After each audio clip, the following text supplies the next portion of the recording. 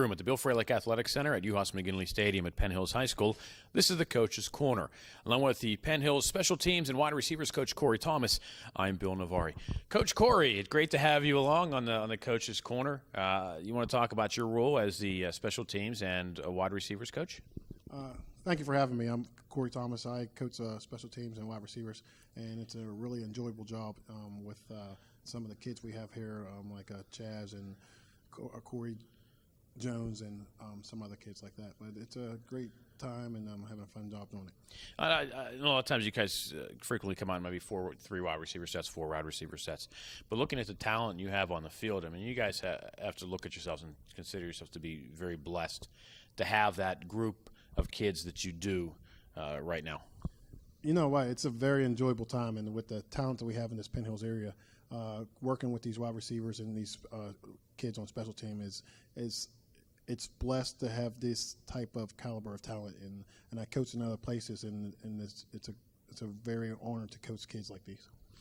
As the special teams coach, sorry to bring this up, but we will. Last week a punt was blocked. What do you do when that happens as far as watching the game film, or what do you need to, even if it's during the game, is there something you have to adjust during the game, or is it just maybe just a simple thing of a missed block that you really don't need to adjust, just make sure you pick up the blocker? Or what do you do in such an instance whenever you have a breakdown like that? Well, after I pull my hair out, which I really don't have none left, but I just try to address the area where the block came from, and just try to iterate to the kids that you got to stand your ground and don't go back, go forward, and just to make sure that it doesn't happen again on the fly. And then when Saturday comes around, we look at the film, we address the areas, and then we try to coach up the kid. And if we have to, we make change the scheme of the punt team, or change the personnel, whatever we see fit at that time. I mentioned the punt block, but in all fairness, you've also returned had some special team touchdowns as well. You guys have returned some kicks. Whenever you do that, do you just try to keep doing the same thing, or do you make sure that these kids don't get overly confident and say, hey, stay focused, remember what you did, hit your blocks, and do what you need to do?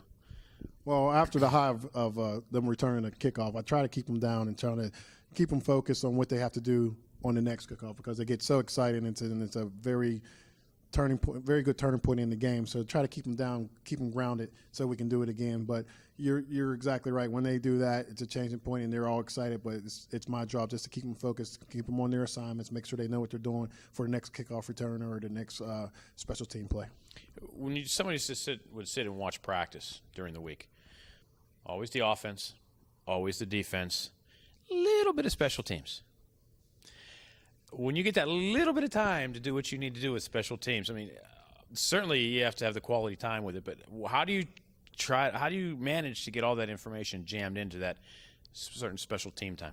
Well, you know what? I have two other coaches that help me, Mrs. Hauselman and Mr. Williams, to help me with special teams. And then Coach Graham comes out and helps us to make sure we get all our fundamentals down and everybody's doing the right assignments and stuff like that. So with the four of us, it's a very unique thing that we have together, that we give everybody their certain assignments. They work on that. And then after that, we get everybody together and we just go through the details of the punt coverages and the kick coverages and the punt returns and the kick returns. When dealing with kids the way you do, a lot of times you have egos, psyches, whatnot, and frequently they get bruised or whatever. Looking at what happened last week, having the big lead at Central Catholic against Central Catholic here, and then coming out on the short end, what do you guys as coaches do to make sure that these kids don't dwell on that they put it behind them, they move on to Altoona this week?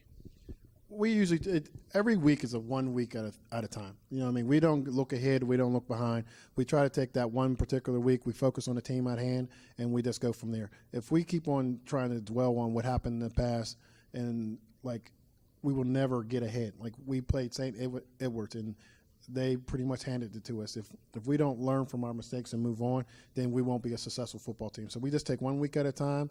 We try to get all the information in for defense, offense, and special team for that 1 week of our opponents, and then go on from there.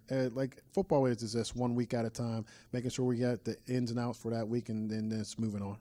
When you prepare for your opponents year in and year out, a lot of times with high school and many sports, you have that familiarity where you know, well, Plum tends to do this, Central tends to do that. You know, McKeesport runs this. Now, this week, we're playing a team that we've never played before. How do you prepare for something like that? Well, we look at the game film and we try to go off that, but every week is different.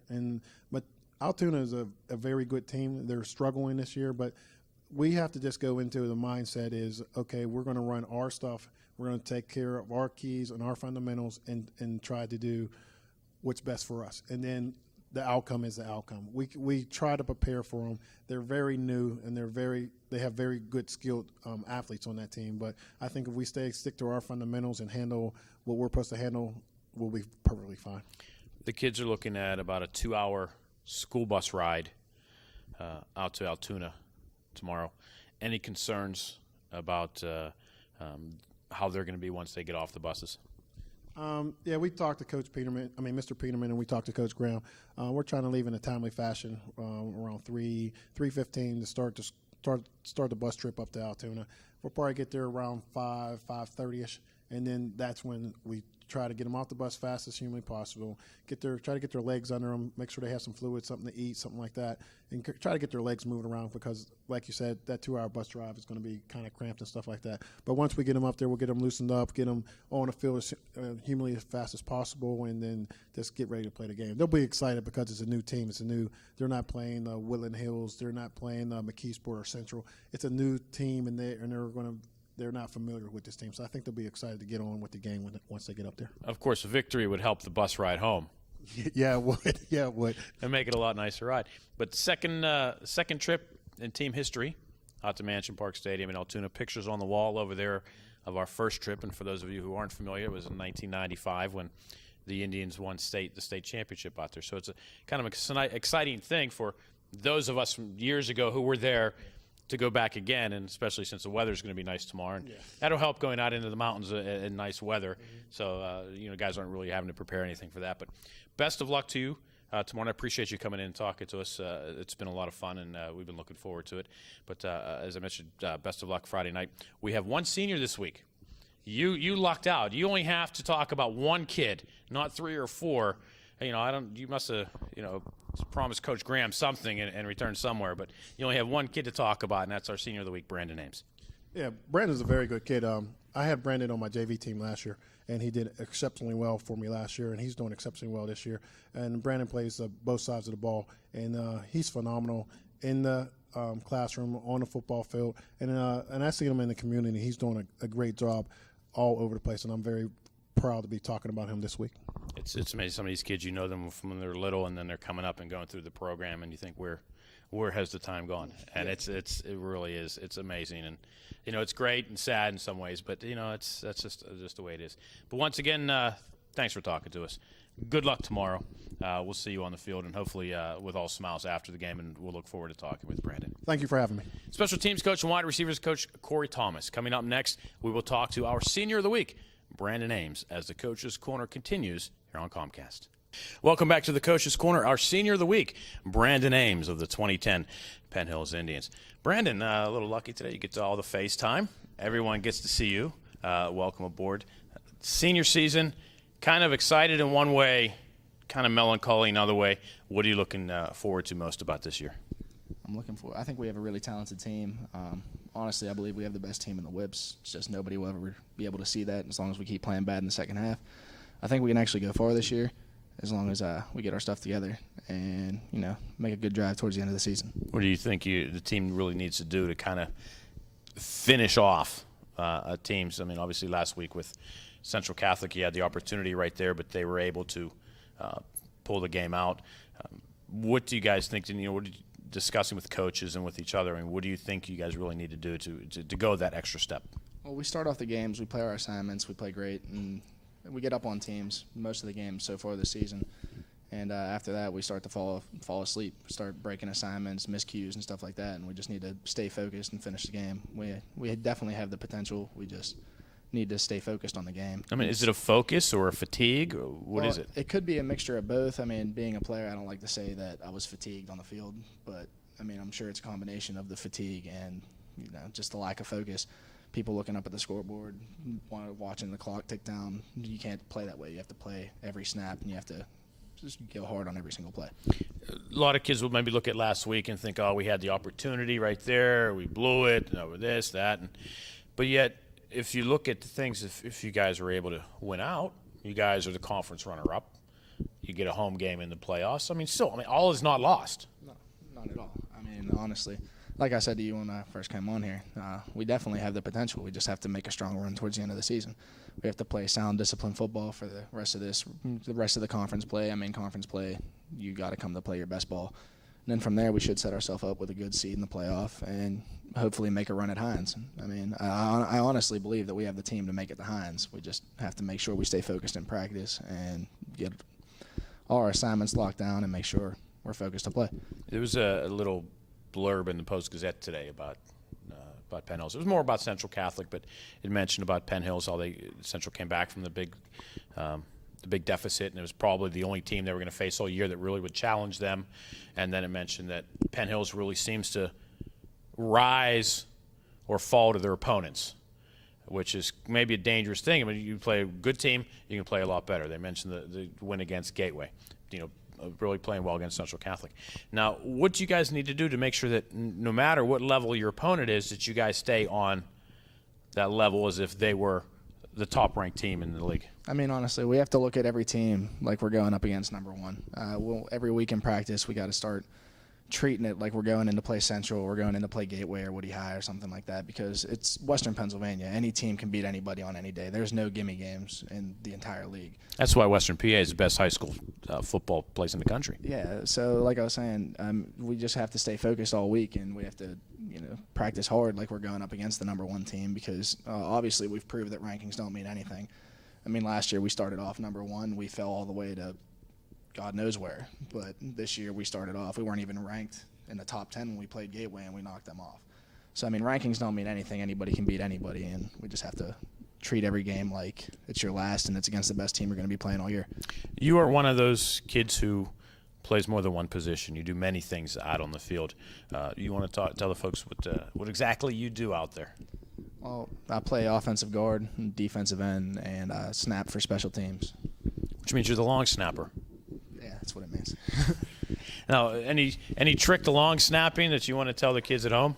I can't tell you that I'm not exactly the best long snapper. I can't teach you to do that. But Kadir will actually be doing the punts this week, and I'll just be doing the extra points. I took over for Kadir whenever he got hurt.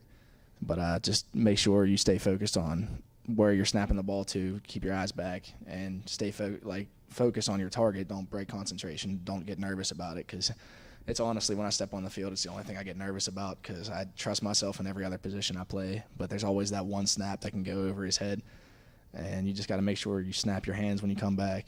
And it's like you're throwing a football. You just get it down in between your legs and you throw it back. No, but you've done it well so far.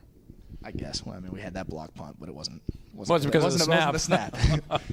What are your plans for after you graduate? I plan on going. Well, I'm leaning towards going to Penn State right now. I want to go study architectural engineering. Hopefully get set up for something nice there. I like their alumni corps. They help get guys placed in their jobs and stuff like that. And it's my mom's alma mater. She went there, so yeah. That's okay. You go up as a legacy. Do you ever thought anything about coaching? I coached. See, because I know your history. That's why I'm going to bring that up, because we're going to be going way back in time. We're going to go on the way back machine here. For my confirmation for church, I had to do some sort of community service, and I played midget football for Penn Hills, and I decided that I'd go help coach.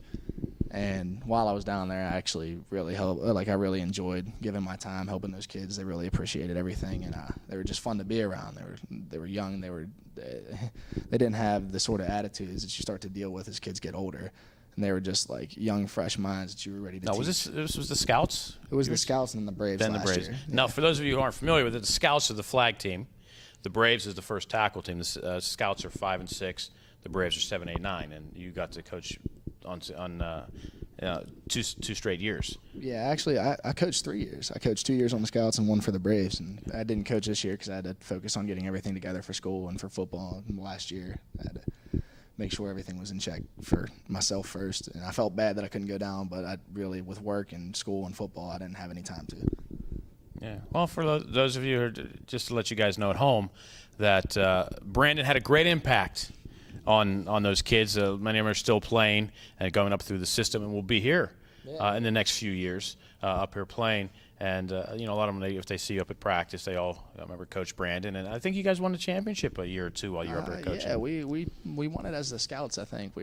I still remember all those kids. There was a lot of hard practices. There was a lot of hard work and everything they put involved in that. And we came out and won. The Braves, I think, won last year too. But I couldn't go towards the end of the season because I was getting caught up here. We were getting into playoffs and stuff like that, and I didn't have time to run down. So I'm not sure how they ended up finishing last year. Oh, the Braves won it all last year. I thought so. I just didn't want to sound They're stupid. going for 3 in a row this year. Yeah, the program's doing pretty well down the there. Indians and Bantams also in first place so far. So. Yeah, I mean, I don't like to sound cocky or anything, but my team kind of started that. Oh, what's wrong with that? The Bantams weren't doing too well, and then the first year I was up there for the Bantams, we went, I think, 5-5, and we lost to McKeesport in the playoffs, and then the next year we won the championship, and from there, everybody's been rolling.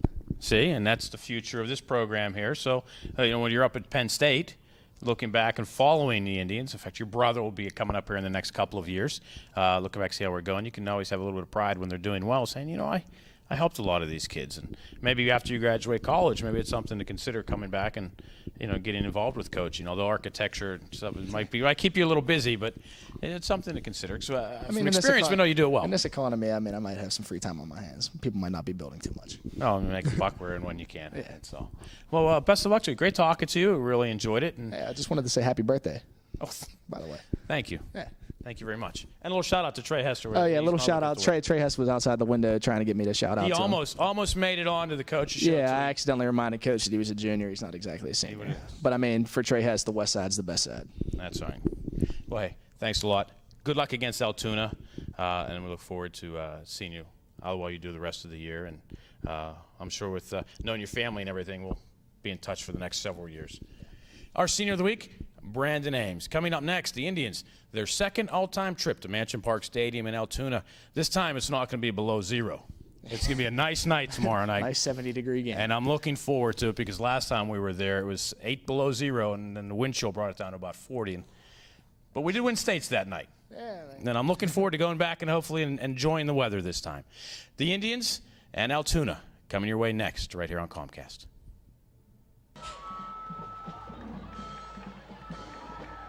From Mansion Park Stadium in Altoona, Pennsylvania, tonight, the 2-3 Penn Hills Indians will take on the 0-5 Altoona Mountain Lions. A very pleasant good evening to you. I'm Bill Navari. Tonight's broadcast brought to you by Mr. Water Heater. Call them at 1-866-MR-W or see them online at MrWaterHeater.com. Mr. Water Heater, keeping water hot for over 30 years. And by Sembar Mixel Plumbing, Heating, and Air Conditioning. Give them a call at 412-241-0195 for all your plumbing, heating, and air conditioning needs. Call Sembar Mixel at 241-0195. Indians making the long trip out to Altoona to take on the Mountain Lions, which they haven't played in conference play or even any play for about 20 years. We did scrimmage them out here a few years ago. The Indians returning to the site of their 1995 state championship. This is where the Indians won the 95 state title, right here on this turf at Mansion Park Stadium here in Altoona. Indians obviously would like to come out again with another victory. Indians captains on the field: Phil Morford. Number 1089 is Javon Kirkland. Big number 72 is Shaquille Madison, and that's Corey Jones, eager to go and hopping around over on the right side of the field. Right side of the lineup. The Indians in the gold helmets, white jerseys, and white pants decked out with the red numbers. And the Altoona Mountain Lions in the burgundy.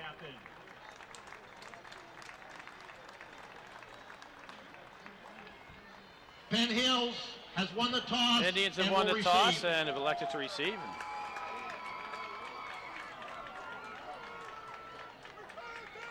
Apparently we're right under a speaker somewhere. Tonight's honorary captain, Buddy Guy.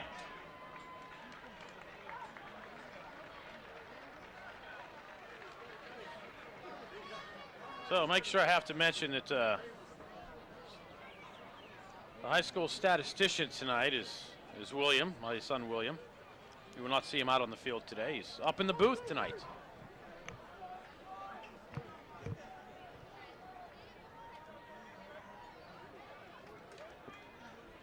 So the Indians have won the toss. They've elected to receive.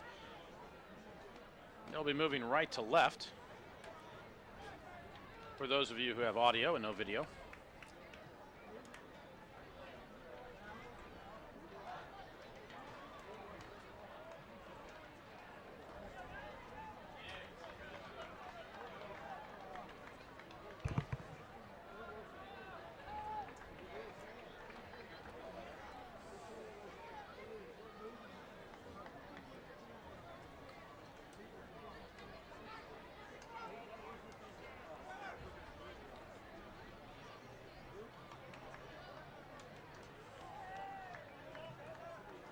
Mike Sabino kicking off for the Mountain Lions.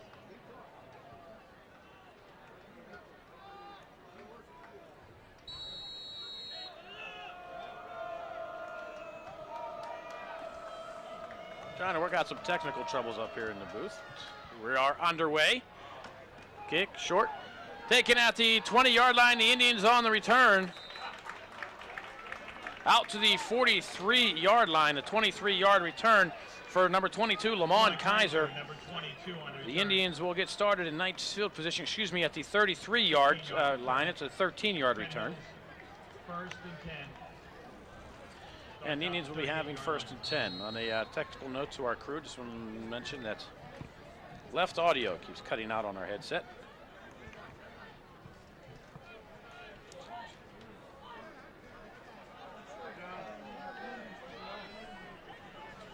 It'll be for Bob to take care of later. Jones in motion to the near side. Indians keep it on the ground. Blakeman will get out across the 40 to the 41-yard line. Blakeman will pick up 3. Its line of scrimmage was the 38-yard line. 3 yards for Malik Blakeman. So the return on the opening kickoff was 18 yards, not 13.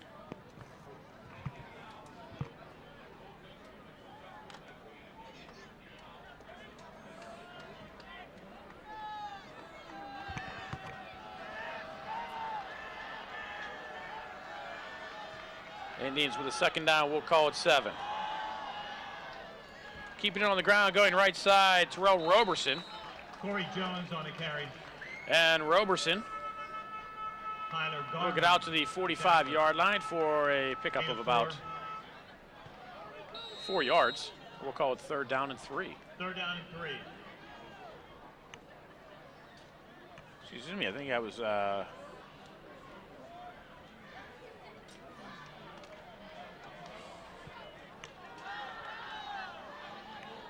Still Roberson deep. I think it was Roberson with the first carry of the game, so that was Roberson 2 carries for 7 yards. And it'll be Roberson again. Hit at the line of scrimmage, breaks away, and he's actually going to lose a yard back to the 44-yard line. Dominic Hazlett, number 31, with the initial hit. So a loss of 1 for Terrell Roberson, and the Indians will bring on the punt team. Terrell Roberson, number 5 on the carry. 4th down.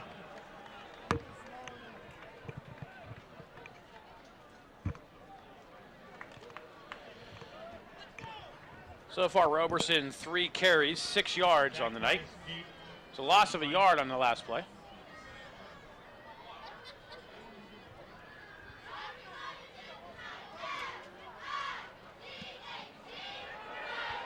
Horford gets the kick away. I'm not sure if it was touched at the sideline.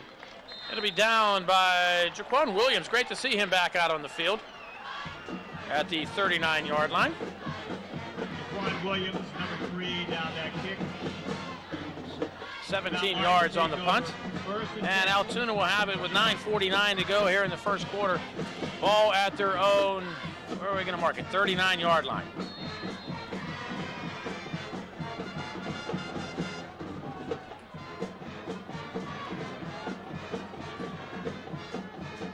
Mountain Lions keep it on the ground, avoiding 1 tackle, but not avoiding another.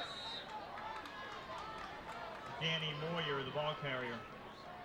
Kirkland coming up to make the tackle. Moyer with the carry. A big gain of 2.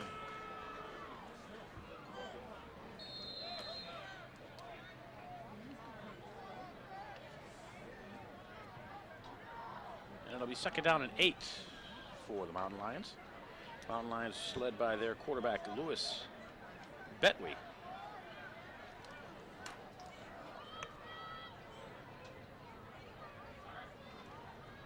It'll be Moyer again, looking for somewhere to go. Breaking to the left side, does not get past the line of scrimmage. Maybe a yard or two. Making the tackle for the Indians, Linwood Barron, number 77. It'll be a gain of 3, it looks like. Linwood Barron, number 77, the tackler. And the Mountain Lions looking at a 3rd down and 5 to go.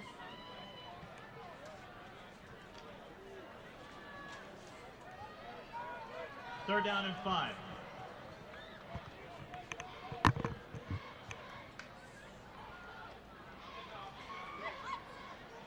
Moyer getting, it wasn't Moyer. Chad Koch, the ball It carrier. was Chad Koch, And 1. the ball carrier, tackled by number 90, McQuace Knight, for a gain of a yard, and it'll bring up a 4th down for the Mountain Lions. Clock running, 8 minutes to go here in the opening quarter. We are scoreless. Penn Hills and Altoona. And I believe the Indians have too many men on the field.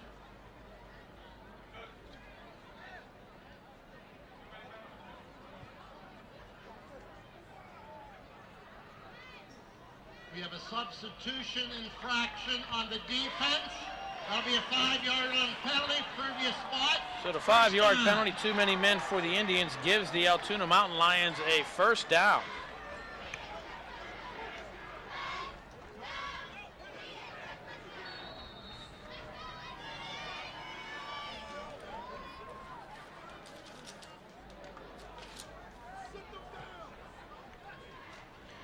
So the Indians 1 penalty thus far in the game for a loss of 5.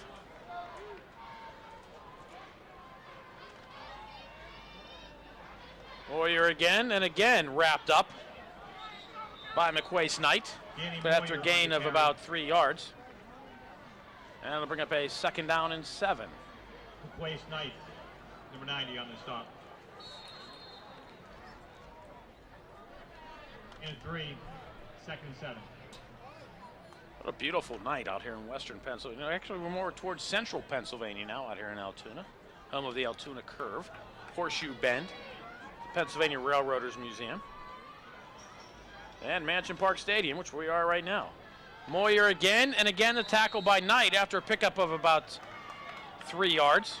Moyer, the ball carrier. And it'll bring up Number a 90, 3rd and Knight on the 4. stop. Gain of 3, 3rd and 4. Leaves are changing. It was a beautiful ride out.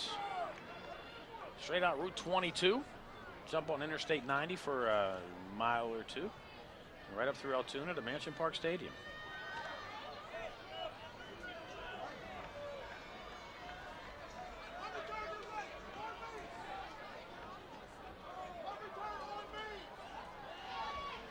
Altoona's going to throw the pass incomplete. Was intended to Marcel Ellis on the near side. But it'll bring up a 4th down and 4, and the Indians need to count 11 men this time and not give Altoona a free pass on the 1st down. 4th and 4.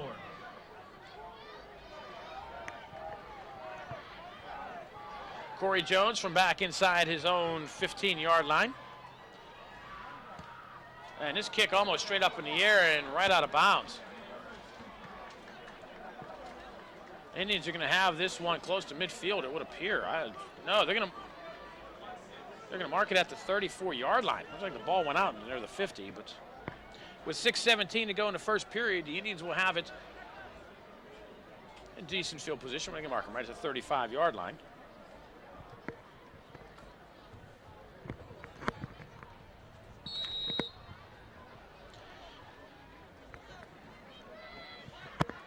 Chaz Whitaker will split off to the right.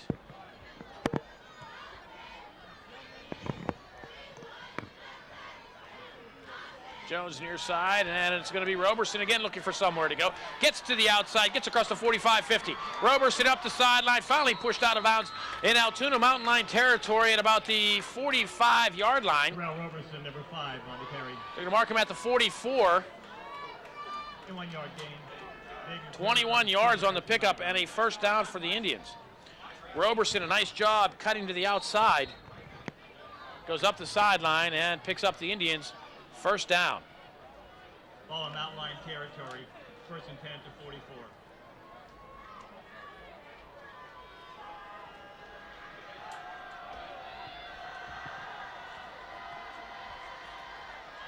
Morford will throw. Jones, right side, goes down about the 41-yard line, a pickup of 3 yards. Ron Lee on the tackle of number 9, Corey Jones. Morford gets his first pass of the night complete. 3-yard completion, 2nd and 7 at the 41.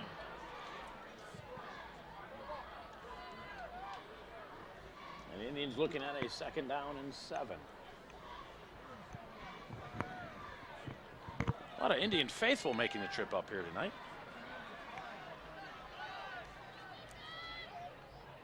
And why not? Beautiful night. Roberson looking for somewhere to go. Gets across the line of scrimmage. Was hit in the backfield, but does a nice job to pick up about 3 yards. Roberson, number 5, on the carry. And the Indians will be looking at a 3rd down and 4. The tackle. Roberson very patient. He was hit in the backfield. Did not panic and 3rd and found 2. himself a lane to try to pick up some positive yardage, and that's exactly what he did. Actually, it's going to be a pickup of about 5 yards. It'll be 3rd down and 2.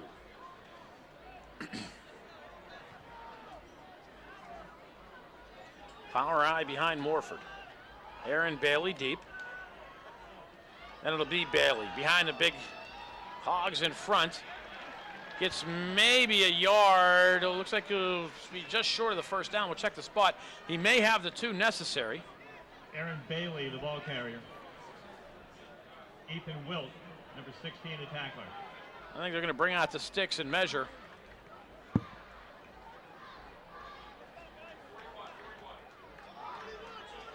They will give him the first down, a pickup of 2. 3-yard gain. And the Indians' second first down of the night. Penn Hills. The Indians will be home next Friday night. Take on the Foxes of Fox Chapel. It's homecoming.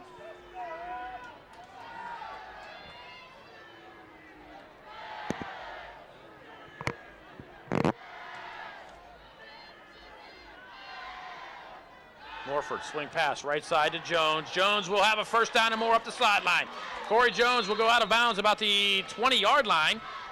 Pick up of 14 yards on the swing pass, and the Indians with another first down. Nice job getting the pass quickly out to Jones and letting Jones do his thing up the sideline. Skyler Mignon, 15-yard reception.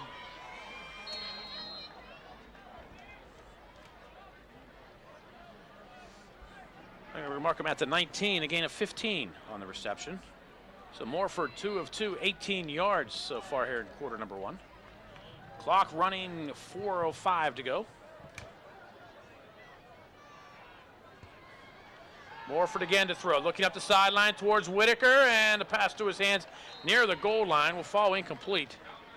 Coverage by Deron Lee, number 1. And it'll bring up a 2nd down and 10. For Chaz Whitaker.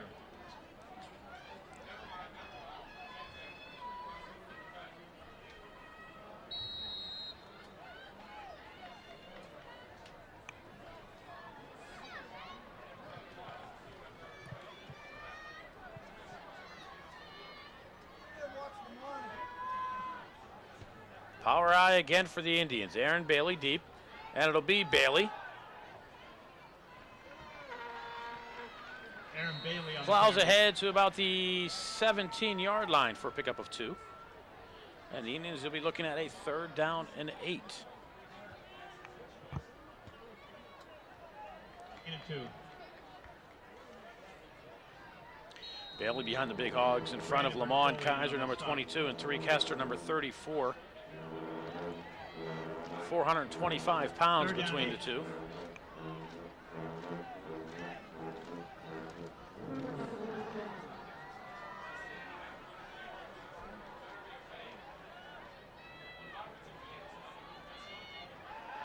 Morford, straight drop, looking right side towards the end zone, and a pass too far for Chaz Whitaker. The Indians looking at a 4th down and 8 now. At the Altoona 17-yard line. And it looks like they're going to be trying a about a 34-yard field goal.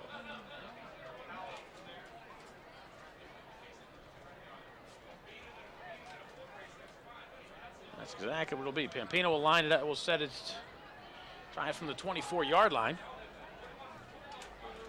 Morford will hold, low snap. Pampina sets the timing, gets the kick up. It's definitely far enough, and it is good. 34 yards. Vince Pampina gets the Indians on the board first. 3:10 to go, first period. Penn Hills 3, Altoona nothing. You are watching Indians football on Comcast. Indians kicking off for the first time tonight, taking at the 9-yard line. Deron Lee looking for somewhere to go, has not much, gets out to about the 19-yard line. Deron Lee, number 1 on return. Tackle on the play by Michael Wright. Field Berry, number 30, the tackler. And by Mario Berry. We'll put him right at the 20-yard line. 10-yard return by Deron Lee.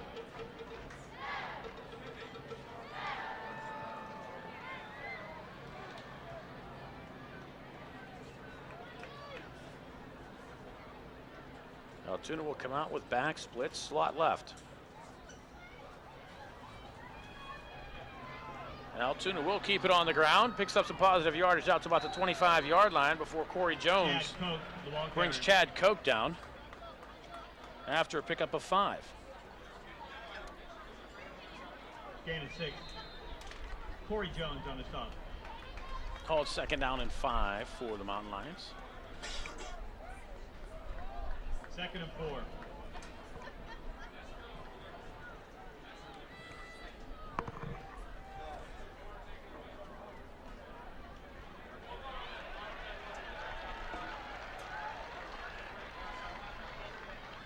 Ante James and Sean Sharkey Stop by number 27. will stop Danny Moyer out about the 34-yard line after a pickup of 9 and a first down for the Lions. First down, Mountain Lions. 1st and 10 at the 34. Second first down of the game for Altoona. First one that was not via penalty.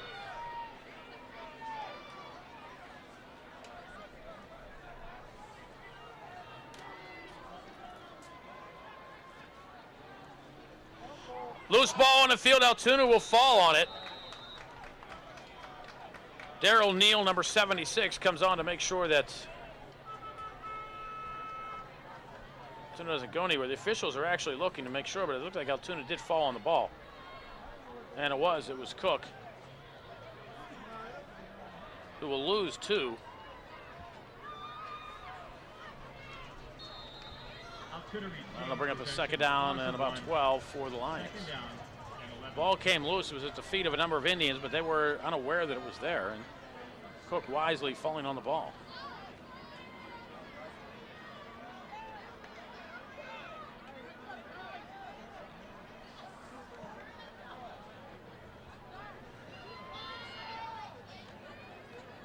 Be Cook again into the line. Not much there.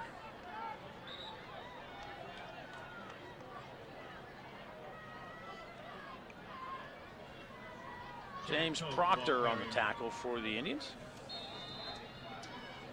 After a pickup of about 4. James Proctor, number 17, the tackler.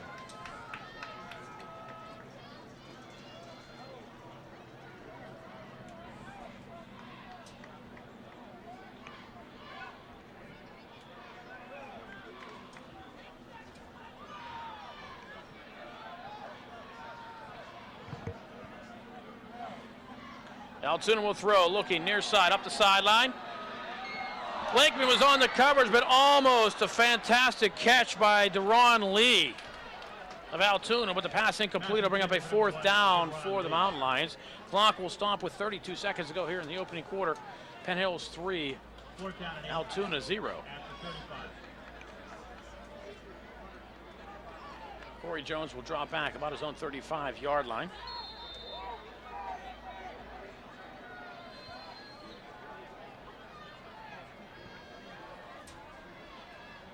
Indians coming on the rush, almost get there. This one will stay in bounds and then takes an Indian bounce and goes out about the 40-yard line. So So the Indians will have nice field position at the 40. carries We'll to give them the 41 41-yard line, actually.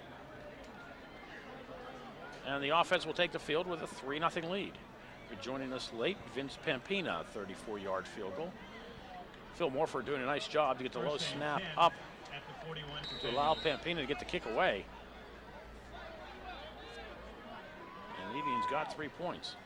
Twin receivers to the near side, split to the right, I formation behind Morford. That's Jones going in motion left to right. Roberson into the line for about 2.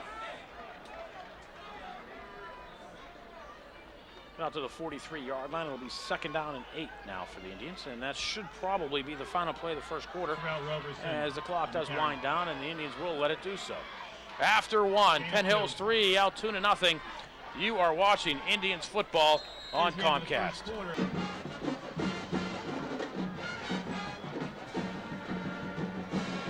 Second quarter about to get underway with the score: Indians 3, Mountain Lions nothing. Penn Hills looking at a 2nd down and 8 at their own 43-yard line.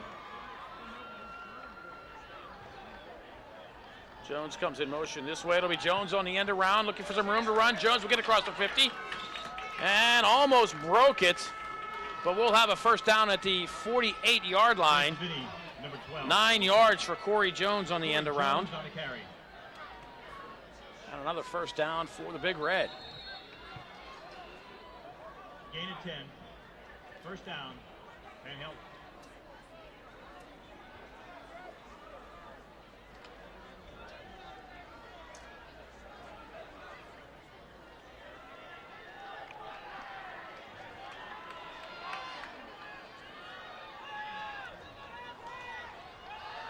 Aaron Bailey up the middle does a nice job to get 7 yards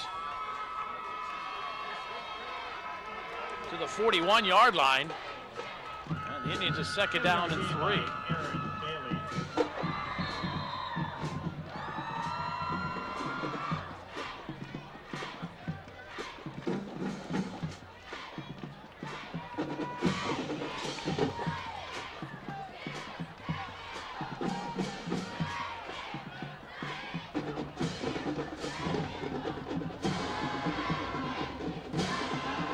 Morford throwing left side to Jones. Does a nice job of getting the hands up, holding pass in. He'll get down to about the 22-yard line. 19 yards on the reception and a first down for the Indians. Pass a little high. Jones doing a great job of getting the hands up, hauling it in, picking up the yards after the catch, brought down at the 22. First down Indians. Already with a 3-0 lead, threatening for more.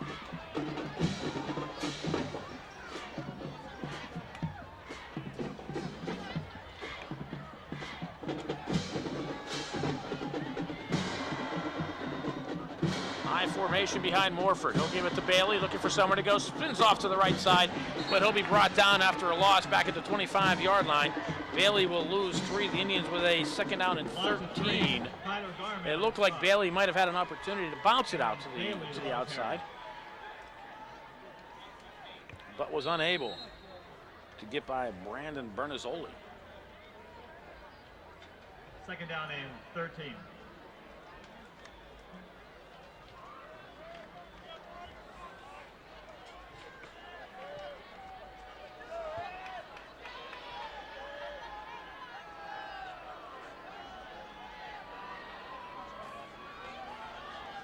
Indians fake the end around. Morford throws a little swing pass out left side. First down Indians. Lamont Kaiser will have a 1st and goal down to at the 8-yard line, it appears. Lamont Kaiser, number 22 on the reception. Dominic Hazard on the stop. 17-yard reception. Will be a 1st and goal after a pickup of 17 for Kaiser. Indians fake the dive, fake the end around. Morford rolled to his left. Kaiser was out there all alone. Morford only needing to flip it to him, and that he did. And the rest was Kaiser, who rumbled his way for the 17 down to the 8-yard line. Clock running, 9:12 to go here in the second quarter. Indians up 3, threatening more. Jones split to the left. Whitaker, you said Aaron Bailey will take the pile up the middle down to the 3-yard line. We'll pick up 5, does Aaron Bailey. Aaron Bailey on the carry. And it'll be second down and goal. Gain of 4. Initial hit by number 35, Logan Tornator.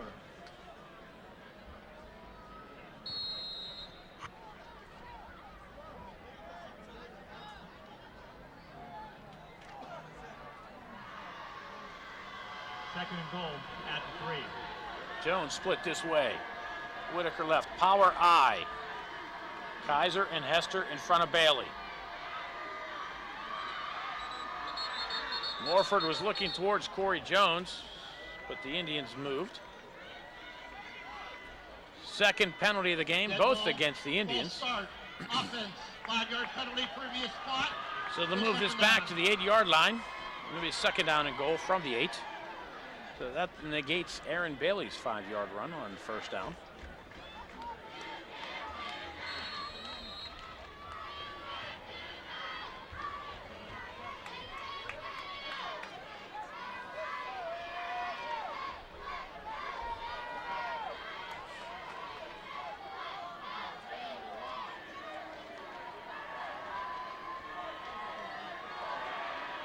Bailey inside the 5, down to about the 2. He'll pick up the penalty yardage back, picks up 6 yards. 6-yard gain. It'll be third and goal from the 2.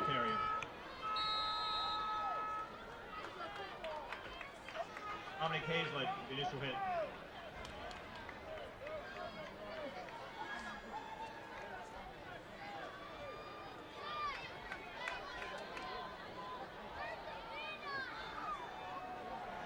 Terrell Roberson is deep in the eye, but the Indians give it to the other man. Looks like Hester.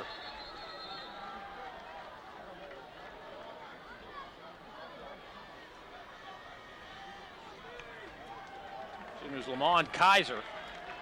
Kaiser will get to 1-yard line. 22, 1-yard gain. Fourth and goal at the 1. Fourth and goal, Indians from the 1 after the 1-yard pickup.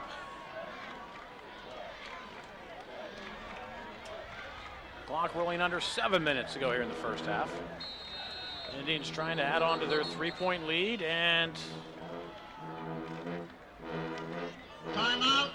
Altoona will call a timeout. So we will take a break as well. 6:57 to go first half. Penn Hills 3, Altoona nothing. You're watching Indians football on Comcast. Game to enjoy a post-game concert by the Penn Hills High School Marching Band. Not there yet.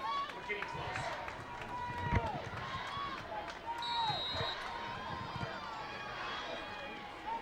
Following the timeout, the Indians on a 4th and goal from the 1-yard line.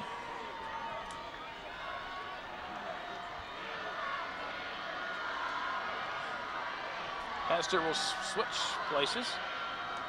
And it'll be Roberson who gets into the end zone. It does appear, no, they're going to say he did not. It looked like he got into the end zone and pushed back, but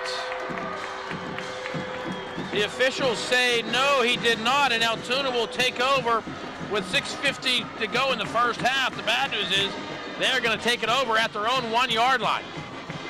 Terrell Roberson stopped by a plethora of Mountain Lions.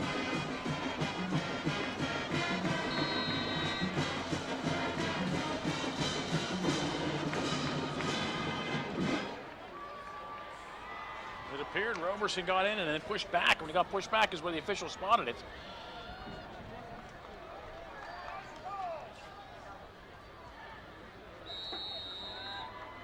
Quarterback keeper, Louis Betwee, to the 3-yard line, picks up 2, just to get himself a little bit of room out of that end zone. Quarterback keeper, 2-yard gain.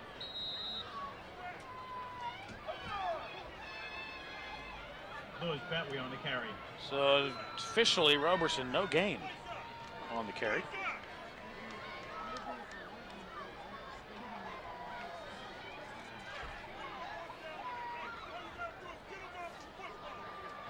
Altoona to throw up the sideline, has a man and a pass too far.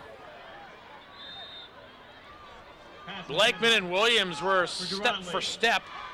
3rd down and 8. Altoona throwing into double coverage up the sideline, but it goes incomplete, and it'll be a 2nd down and 8. Altoona from their own 3-yard line.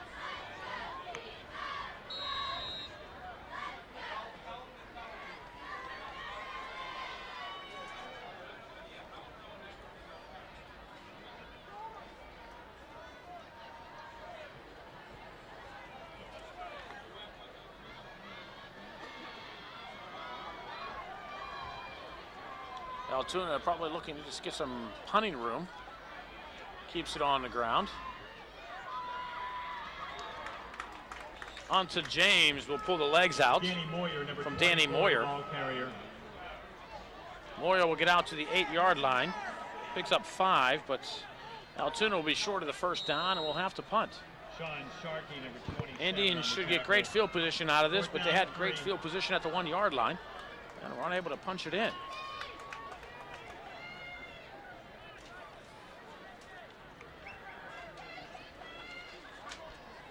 Indians bring the rush, and a beautiful kick will roll to the 35-yard line. Corey Jones looking for somewhere to go, looking for some blocks. Sees a whole lot of Mountain Lions in front of him. Gets the sideline, and will have a nice return out to about the 50-yard line. No, they're going to say he went out of bounds at the 42. So a return of 7. What a beautiful punt. Out of his own end zone.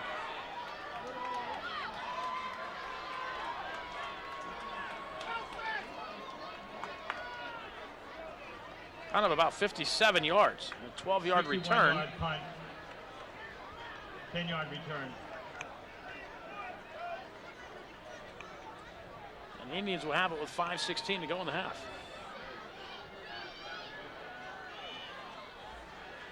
Kadir Anderson Perry splits to the near side. Great to see him back in action, and he's looking downfield. He's wide open. If Morford can get him the ball, it'll be a big game for the Indians.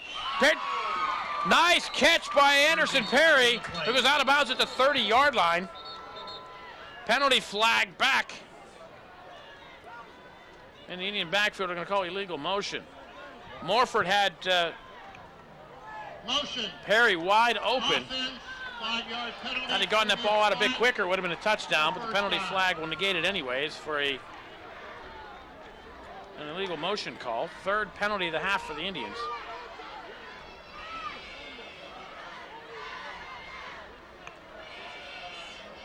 I mean, nobody was covering Kadir.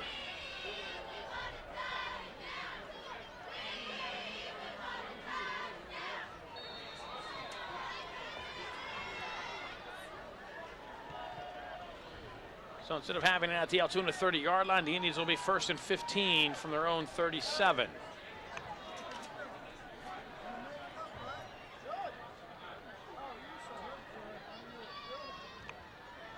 Roberson looking for somewhere to go, avoids a tackle, gets across the line of scrimmage. Across the 45, close to midfield at the 49-yard line. 12 yards for Roberson. And the Indians will be looking at a 2nd down and about 3 now.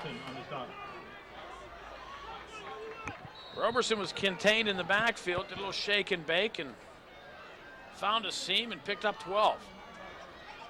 Probably should have lost a couple on the play, but did a nice job turning it into positive yardage and giving the Indians a 2nd and short. Bailey behind Hester in the eye. And it'll be Bailey on the delay, looking left side, gets across the 50, has a 1st down and more in Altoona territory, down to the 39-yard line. A pickup of 12. Back-to-back 12-yard runs for the Indians, and it's a 1st down for the Big Red at the Altoona 39-yard line.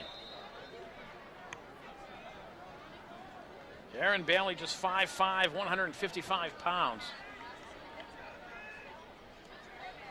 Backing a lot into a small frame. Picking up big yards for the Indians. 4 receivers set for Morford. Straight drop, looking left, goes that way, and the pass too far to the outside for Unta James. And it's 2nd down and 10 for the Indians. As intended, number 1, Unta James. Clock will stop with 3:28 to go in the half. Indians up just 3-0.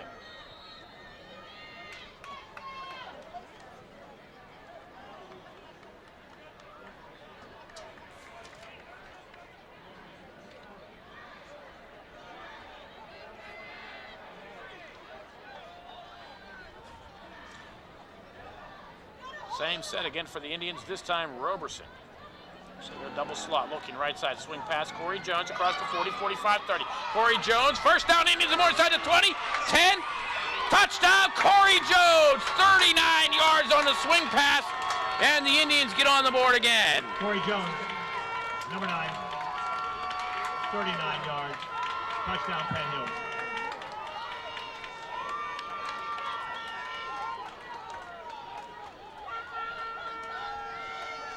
Corey Jones can do magical things when he gets his hands on the football, and the Indians looking to get the football to him, and they do just there on a short little pass on a 4-receiver set.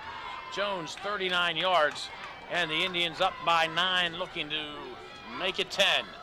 Morford to hold, Pampina to kick, and it's up and through. 3:18 to go.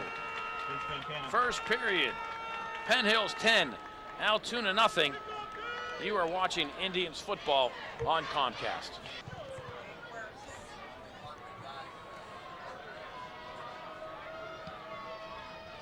Indians kick it away at the 8-yard line. Deron Lee looking somewhere to go.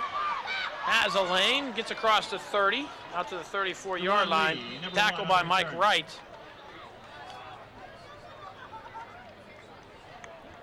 And with 3:11 to go, the Mountain Lions will start at their own 33-yard line.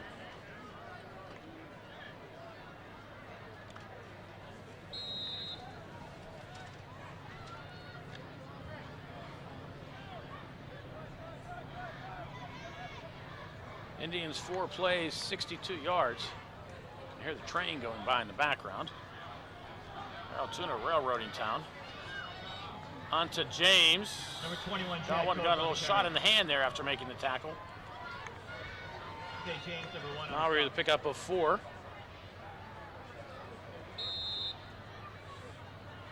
And it'll be 2nd down and 6.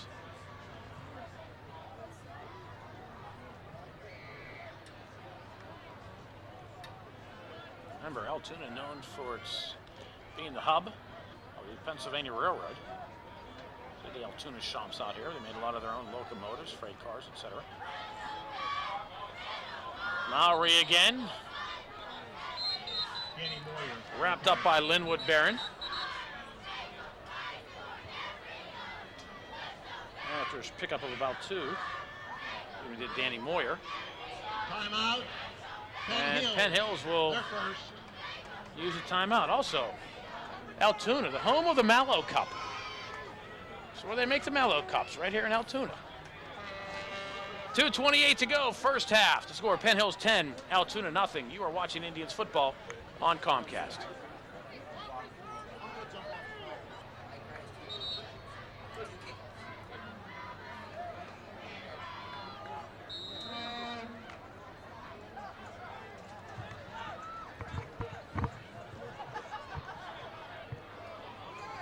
Third down, about 5 for the Mountain Lions. Altoona to throw, will throw underneath the pass, complete at the 48-yard line for a first down. Pass completion, number 44, Scott Thompson. 13 yards on the pickup, Scott Thompson with the reception.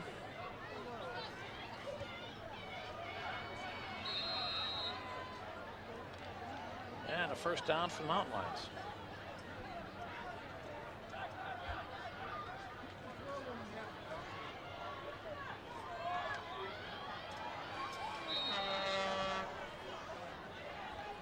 Danny Moyer with the handoff. Picks up a yard. Kadir Anderson-Perry on the tackle.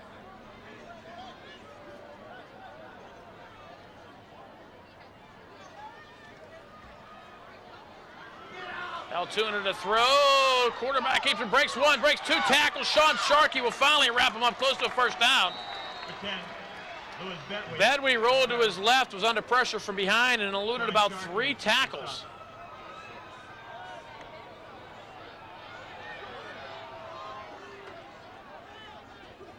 It's down to the 38-yard line. And a first down for Altoona. Bedwee this time will roll to his right, looking for somewhere to go. Throws towards the end zone, towards the sideline. The pass is caught. Onto James, looked like he wanted to step in front and take it to the house the other direction, but Reception by number 22, Zach Price. pass was completed for a pickup of about 7. Altoona in the hurry-up mode with the clock rolling at about 1:10. Inside handoff for Mowry, looking to get to the outside and is unable to. Blakeman with the tackle, but a penalty flag will negate the play, it does appear. Holding against Altoona. Flag at the 37-yard line. So Altoona will get this one marked back to the 47. In essence, a 16-yard penalty.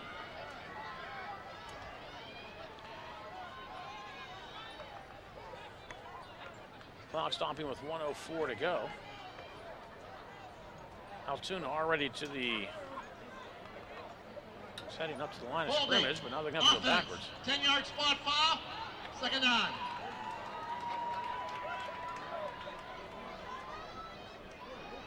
The officials mic'd here at Mansion Park Stadium. It's pretty cool.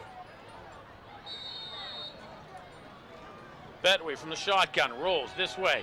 Looking downfield, launching one up the sideline. Jones is there, tips it, intercepts it at the 22-yard line. Corey Jones read it, Corey Jones. tipped it, caught it, and the Indians have it with 51 seconds to go at their own 22-yard line. See what the Indians do here. Altoona gets the ball to start half number 2. See if the Indians are going to try to get more points on the board or be conservative. They're going to mark him at the 21-yard line. Interception for Jones, no yards on the return.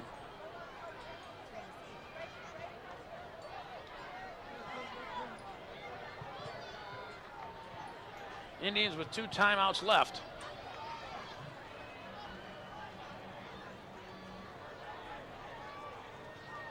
Play action, Morford sets up the screen. Underneath, Roberson with some blockers. Gets across the 20, 25. Roberson will have a first down and more up across the 40-yard line.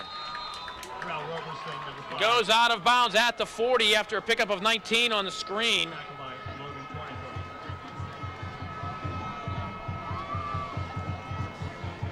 Not only does he get the first down, but stops the clock by going out of bounds. The Indians need not use a timeout.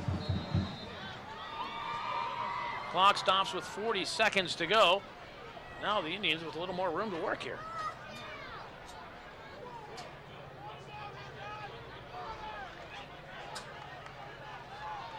Tyler Swatchik back in action at center. Twins to the left, that's James and Whitaker. Williams to the near side, and the pass was headed towards Whitaker. Unable to hold on to it at the 50-yard line. Intended for Chaz Whitaker.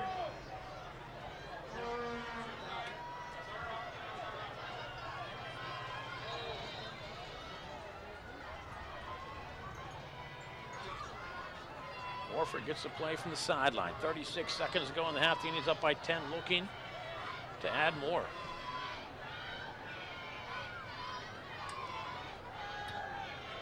Williams and Jones to the near side. James and Whitaker left. Bailey the lone setback.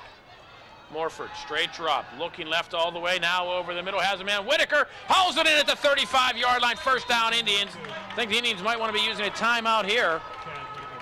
25 yards on the reception to Whitaker.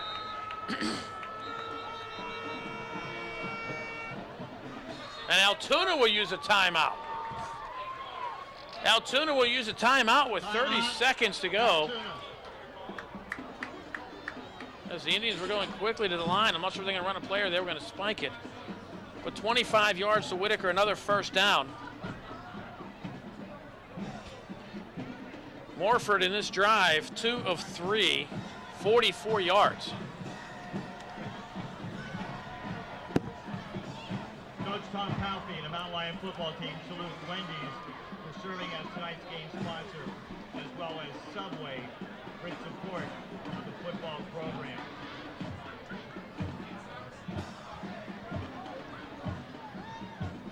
Clock stopped with 30 seconds to go. You see the coaching staff. That's Big Coach Gibb with the hat and the headset.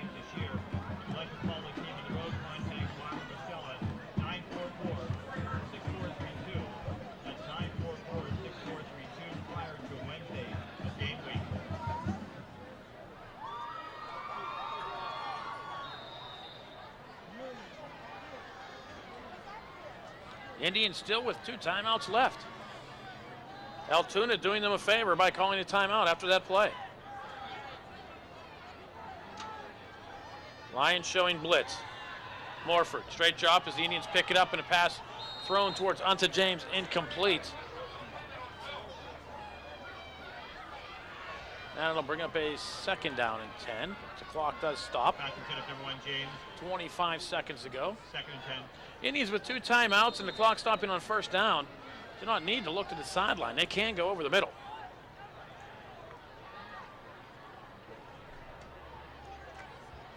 Morford looking left, going that way. Pass too high for James. Corey Jones wide open on the near side at the 25. Quick pass.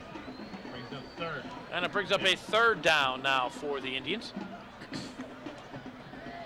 20 seconds remain.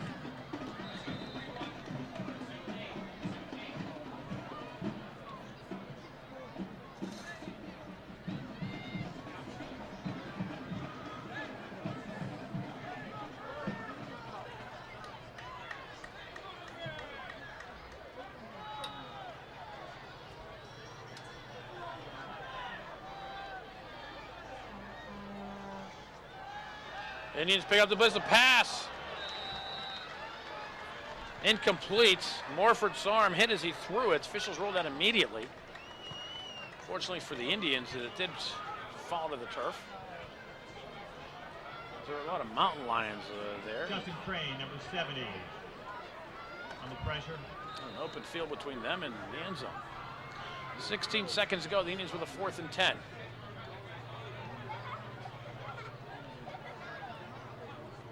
If the Indians look over the middle, try to get the 1st down, call timeout. They do have 2 left. Roberson, lone setback. Morford's going to throw. Roberson stays in the blocks. Indians do throw over the middle and too far for Whitaker, who was open. And the Indians, after moving downfield quickly, throw 4 straight incompletions and turn the ball over on downs to the Mountain Lions with 10 seconds to go at the 35-yard line. If you're the Mountain Lions, you get this ball to start half number 2. Do you just take a knee here, or do you try for something? Why not go for something here?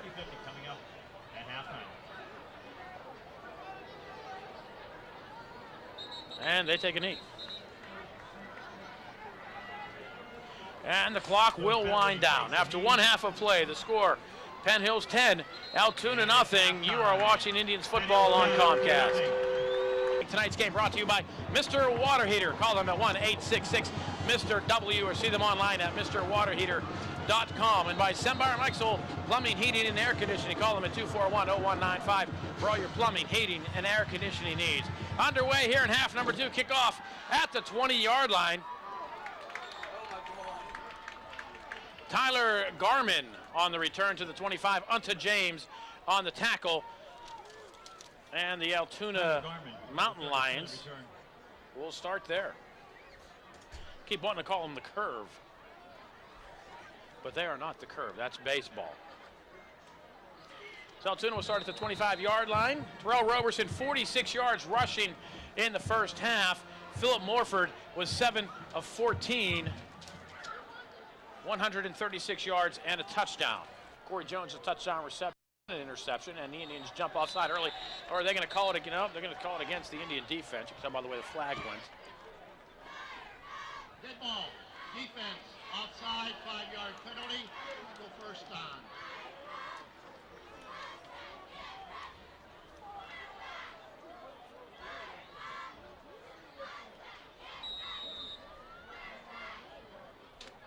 Indians pull James Morrow out to give him the proverbial talking to. Send number 62, Terry Menace, in on the defensive line. Altoona goes right side. Malik Blakeman unable to bring him down to the backfield. Jaquan Williams, great to see him back in action with the tackle after a pickup of about 5 yards. You see where they marked the ball. I guess, if I understand, it's only a pickup of about 2. It was Chad Cook on the 2-yard pickup.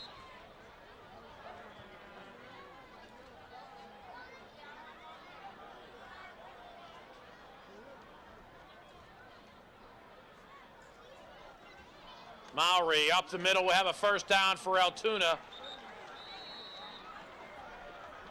Danny Moyer on On the to carry. James on the tackle along with Terry Wilson, number 59.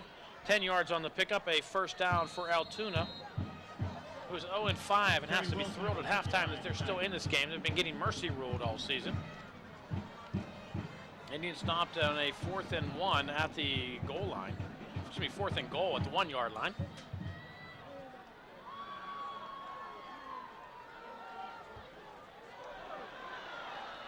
Close to another first down. Deron Lee, Sharkey with the tackle. 89. Sean Sharkey, number 27, the tackle. And Altoona coming out moving the football. Ready to start half number 2. Mark Mitchell, the winner of tonight's 50-50.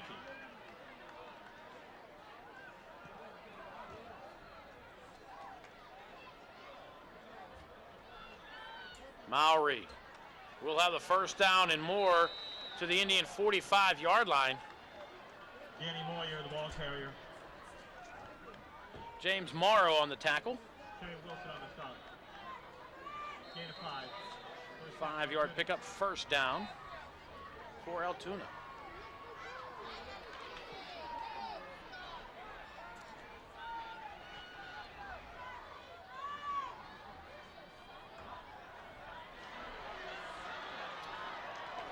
Number 1, Deron Lee. Deron Lee, another first down.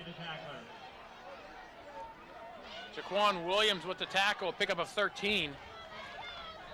And another first down for Altoona, who's come out. I mean, who's this team? Came out of the Altoona locker room.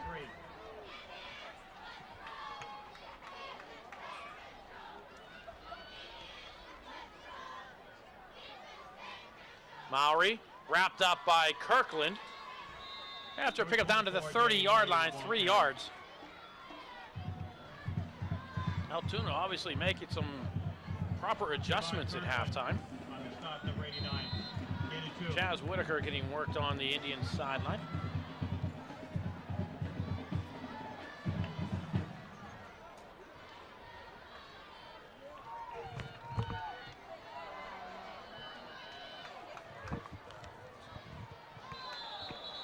Altoona this time jumps off sides.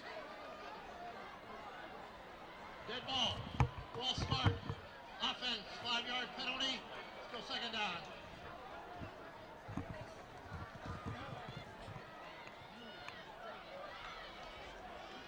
So the 5-yard mark off will give Altoona a second down and about 13.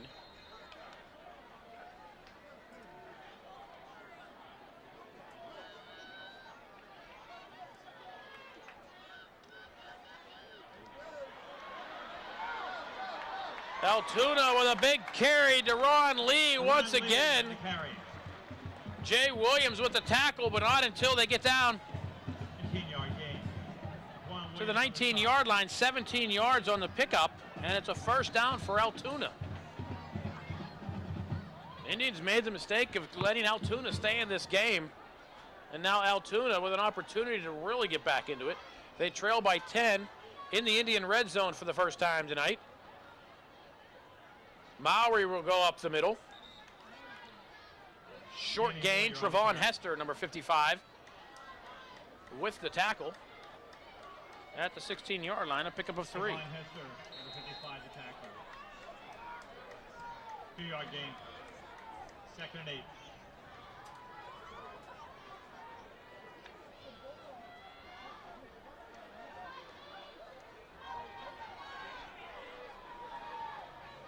Deron Lee, right side. We'll have a first and goal at the 9-yard line. Deron Lee. Trevon Hester on the stop. It looked like he was stopped short in the end zone. Does a nice job to pick up At the 8. 8 yards. And it's first and goal. Trevon Hester with the tackle once again. And Altoona all runs. 10th play of their drive, which started back at the 25-yard line.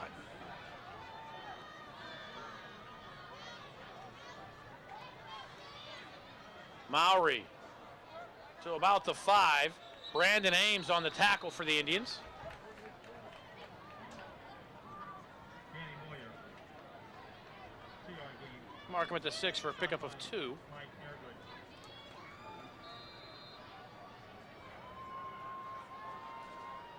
Ehrgood. Ames just wrapped his arms around him and threw him to the ground. Second and goal at the 6.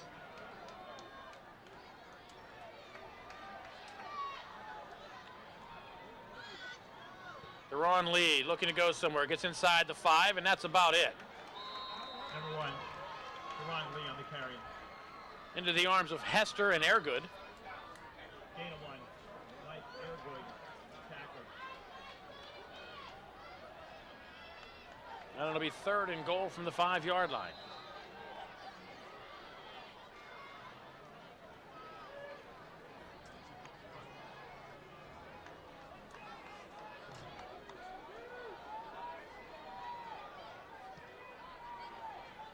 Deron Lee.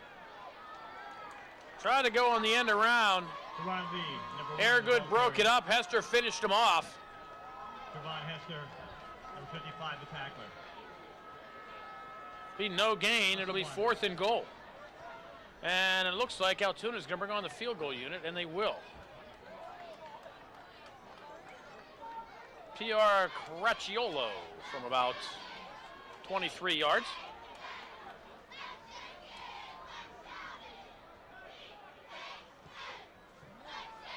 And the kick is up and through. 6:13 to go, 3rd quarter. Penn Hills 10, Altoona 3. You are watching Indians football on Comcast.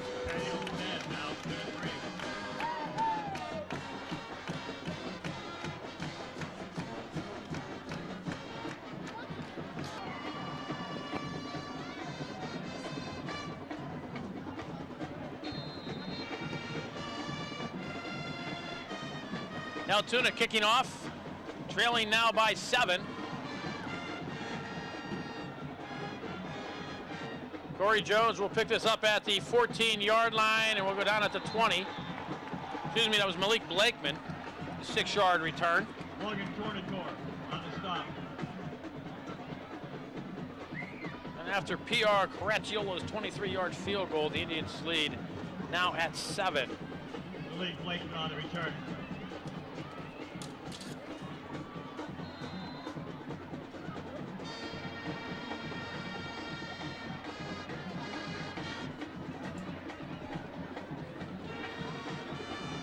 Well, Altoona made their adjustments at halftime. Let's see what the Indians have done.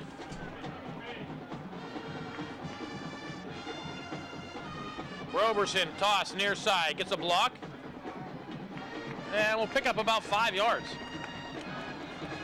Terrell Roberson. 5 yards for number 5. Carry.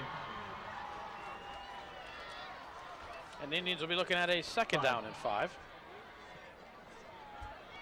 Number 32, Tyler Garman with the tackle.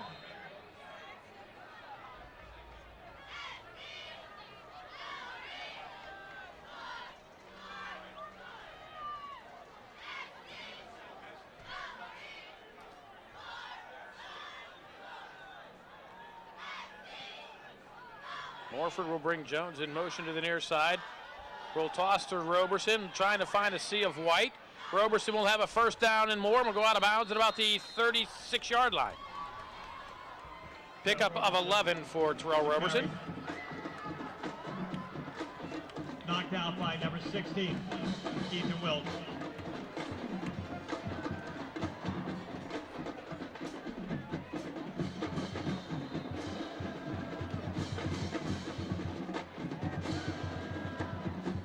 Penn Hills 1st and 10 at the 36.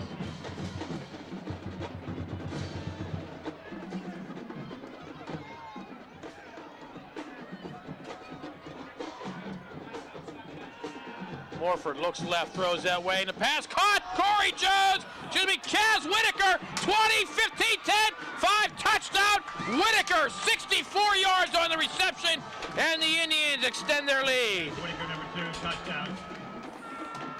64-yard reception.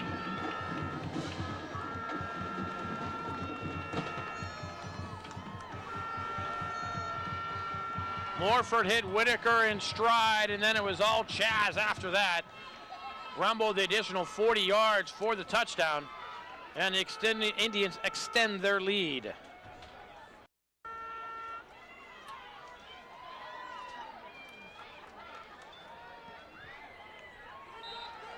Pampina's kick is up and through. 5:07 to go. Third quarter, Penn Hills 17, Altoona 3. You are watching Indians football on Comcast.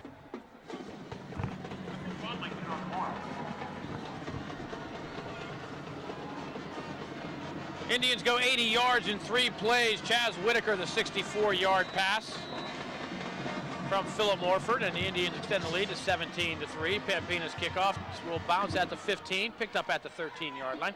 Mowry looking for somewhere to go, and will go down at the 13-yard line, making the tackle, the Indians' Jawan Bailey. Will be at the 19-yard line. Brandon Nelson, number 29, the tackler. So it took Altoona nearly half the third quarter to go down and pick up the field goal. It took the Indians a little over a minute to get the touchdown. And we are 17-3 with 5:02 to go here in quarter number 3. At Mansion Park Stadium in Altoona, PA. The Indians and the Mountain Lions. Absolutely wonderful night for football here in what is, I guess we are in central PA.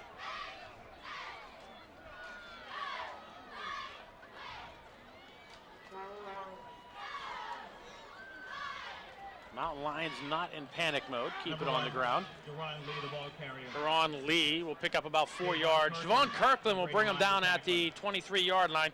Mark off 4 yards for Deron Lee, and it'll be second down and 6 for Altoona. Once again, the Indians will be in action Friday night at UHAS McGinley Stadium. It's homecoming. Indians will be welcoming the Foxes from Fox Chapel High School. Lee will go in motion to the right side, and it'll be Mowry trying to get through the line. He'll be grabbed and slammed to the turf after a pickup of maybe a yard by Trayvon Hester. Trayvon Hester. Now it'll be third down and 5. With the stop.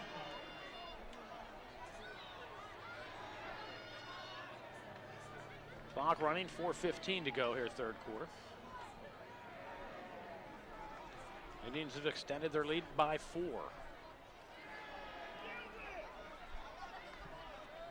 Dead ball, personal foul, defense, 15 yards. Well, I didn't see that one. There was a personal foul call against the Indians.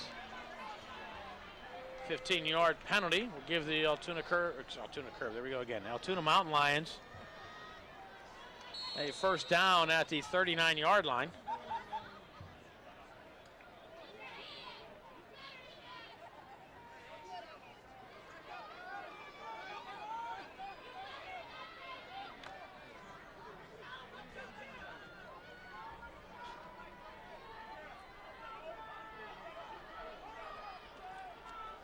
Mowry looking for somewhere to go. Hester's right there. And Brandon Ames, after a pickup of 1, I think Brandon Ames made the initial contact, and Hester came in to seal the deal. Brandon Ames, number 51, the tackler. That'll be second down and 9 for Altoona.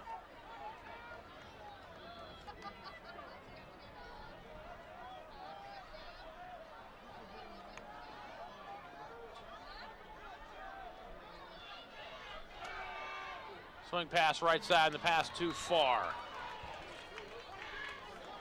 Pass intended for number 25. Marcel Ellis, the intended receiver. Betway had pressure from behind and did a nice job just to get the ball away. He was about to get crunched. Now to bring up a third down for Altoona.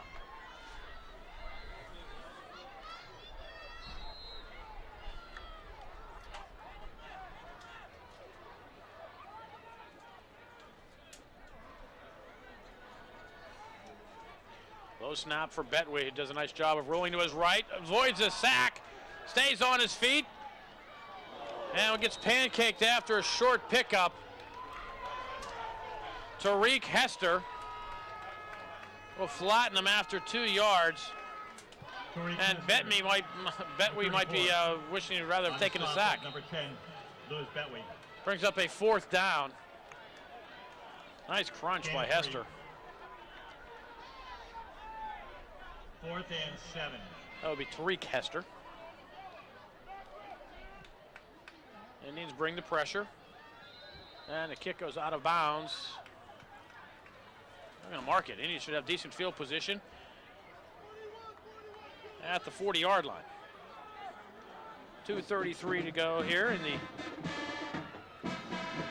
third quarter. Indians will get the ball for the second time this half at the 40-yard line.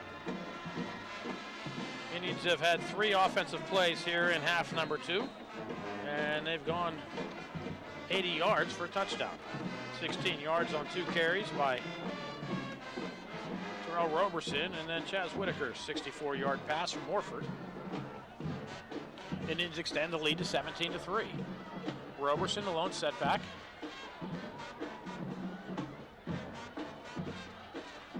And it'll be Roberson up the middle, looking for somewhere to go. It has some room.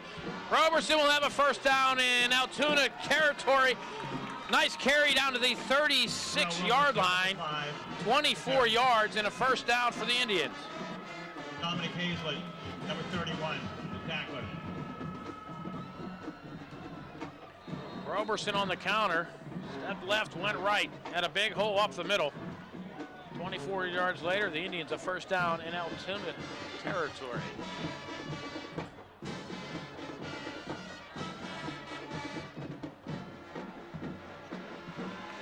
Morford down the sideline towards Corey Jones. And Jones almost come up with it, but unable to. The pass incomplete. It'll bring up a second down and 10. Scott Thompson. Pass intended for Corey Jones. I like the call. The Indians looking end zone. Second and 10. And why not? They are at the Altoona 36-yard line. They're up 14. 2 minutes to go here in the third quarter.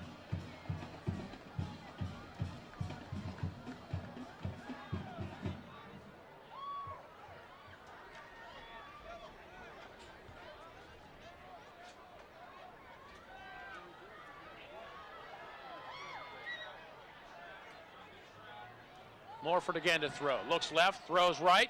Jay Williams inside the 15-yard line.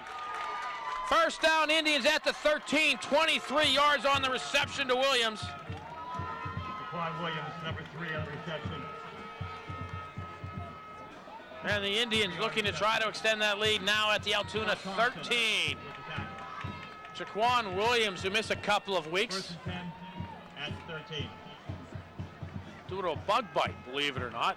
Affected his arm. He's in the hospital, spent some time in the hospital. Now he's back in action.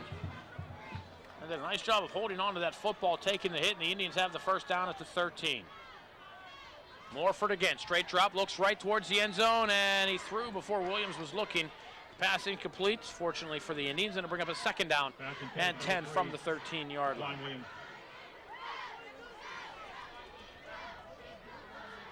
Second and 10 at the 13.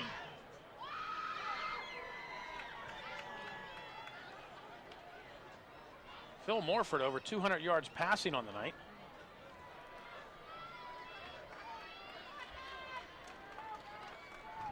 Aaron Bailey now in I formation behind Tariq Hester.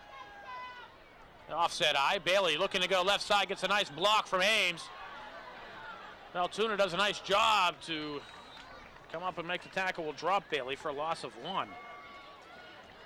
Looks like he might have been sprung free to the left side after Ames came back to clear him on a block. But Altoona's defense did come up and make the tackle for a loss of 1, and now it's third down and 11 for the Indians at the 14-yard line. Under a minute to go here in quarter number 3. Each team scoring once.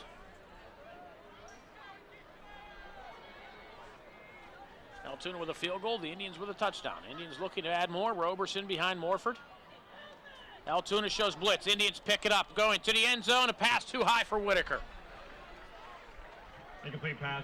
They'll bring up a fourth down at the 14-yard line. Would be about a 30-yard field goal from this point. I think it's sent on Pampina. Yes, they are.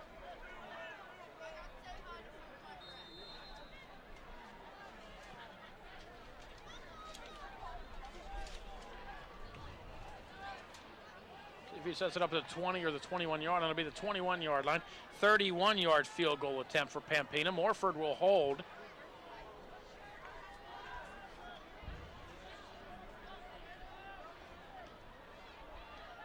Snap down, the kick is up.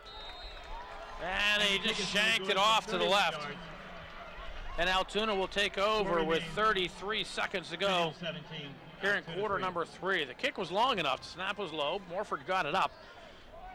But Pampina just hooked it off to the left. And the Indians' lead remains at 14.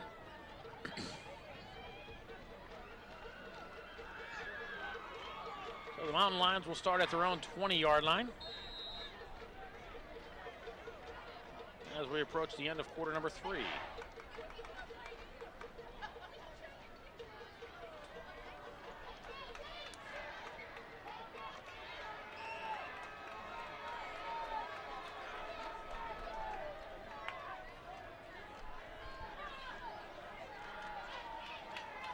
Mowry back to the line of scrimmage, and that is it. Brandon Ames and Sean Sharkey on the tackle.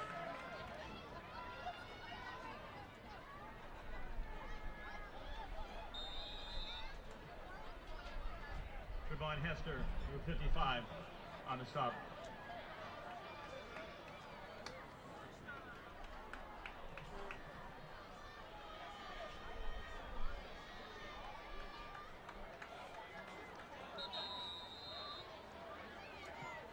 That is the end of the third quarter. And that'll do it. The clock will wind down, and we'll take it to quarter number 4. After 3, the score, Penn Hills 17, Altoona 3. You are watching Indians football on Comcast.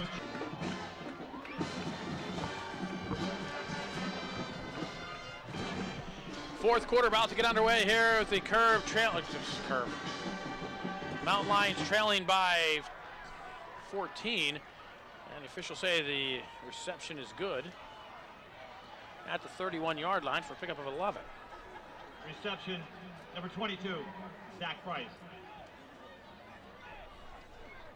So Altoona with a fresh set of downs. So tonight's game brought to you by Mr. Water Heater. Call them at 1-866-MR-W. See them online at MrWaterHeater.com. The pass completed on the far side of the field. Another first down for Altoona. Completion to number 44, Scott Thompson.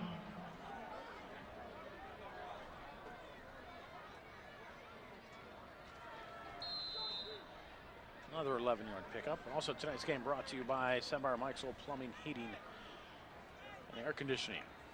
All your plumbing, heating, and air conditioning needs, call Sembauer Meixel, 241-0195. With winter coming upon us, time to get those furnaces and heaters checked. Call Sembauer Meixel at 241-0195.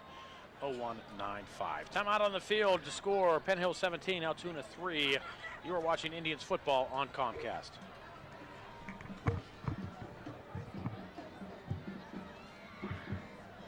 They're back, the Altoona Mountain Lion Mania. Altoona with a 1st and 10. Back-to-back 11-yard passes. Altoona tries to set up the screen, and they do, and it's a good one. Across the 50. And then pushed out of bounds by Blakeman. As Mike Savino gets down to the 45-yard line. 12 yards this time. And Altoona, another first down. Corey Jones. So it was Corey Jones with the tackle. Deron Lee looking to go left side, does not able to get back to the line of scrimmage. Sean Sharkey will drop him for a loss of 1. On the carry. That's a 1. Number 27. And Altoona with a 2nd down and 11. With the tackle. 2nd 11.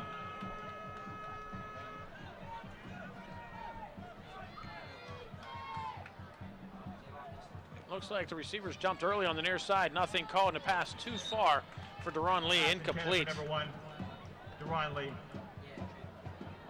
And it'll bring up a 3rd down and 11. 3rd down. Altoona with 3 straight pass plays for first downs. Run the ball for a loss of 1 and an incomplete pass. Now 3rd down and 11. Altoona's drive stalling out here thus far at the Indian 46-yard line.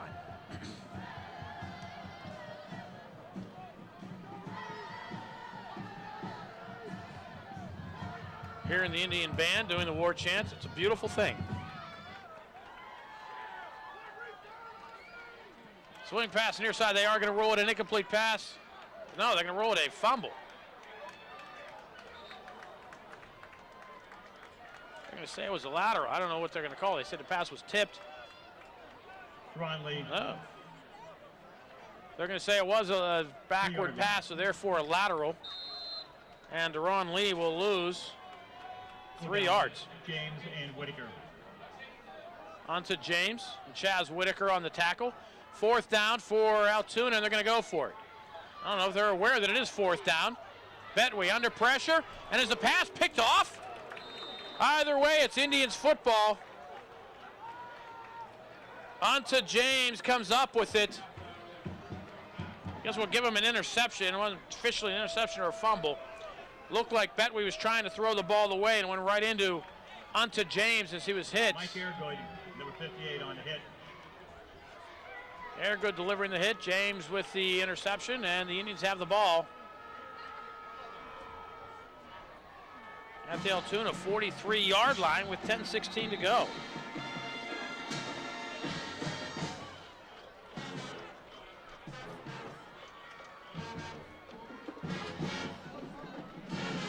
Penn Hills takes over 1st and 10 at the 47. Clock winding down, the play clock winding under 10 seconds. The Indians do use the timeout. Bit of confusion on the offense following the turnover. And the Indians will talk it over. 10:16 to go, 4th quarter. Indians 14, Mountain Lions 3. You are watching Penn Hills football on Comcast. Following the timeout, the Indians take the field with a 1st and 10. At the Altoona, 47-yard line. Trips to the near side.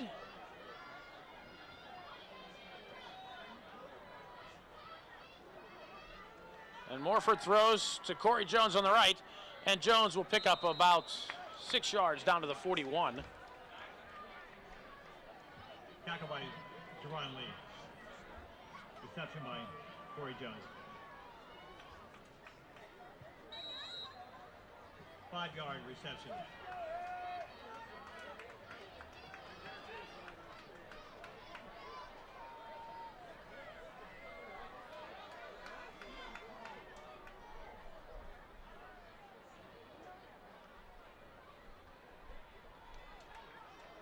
Mountain Lions come on the blitz. Morford rolls out under pressure, gets a pass complete to Jay Williams, who will have a 1st down and go out of bounds inside the Mountain Lion 30. Looking mark went to 35.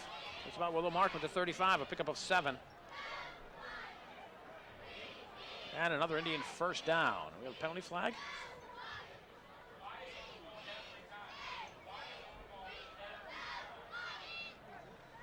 Looks like illegal formation. Indians with an illegal formation will negate the play. Live ball foul, 5-yard penalty, still 2nd down.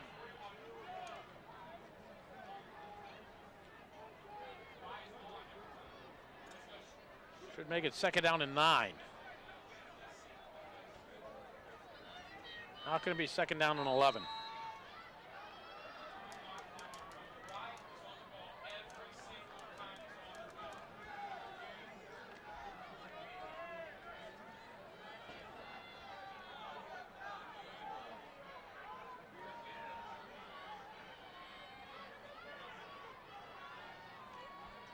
Roberson looking for somewhere to go, runs into a pile at the line of scrimmage.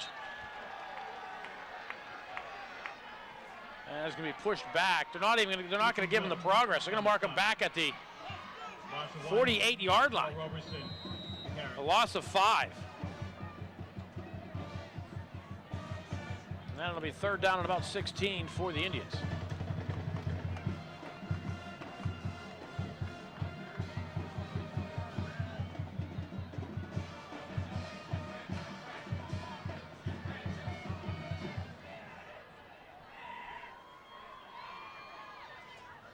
Morford, 3-step drop, launching one downfield to pass. Hauled in, 1st out, Penn Hills. Jay Williams Juan Williams, number 3 on the reception. to the 28-yard line. Ron Lee. 24 yards on the reception. And the Indians with a first down. 24-yard completion.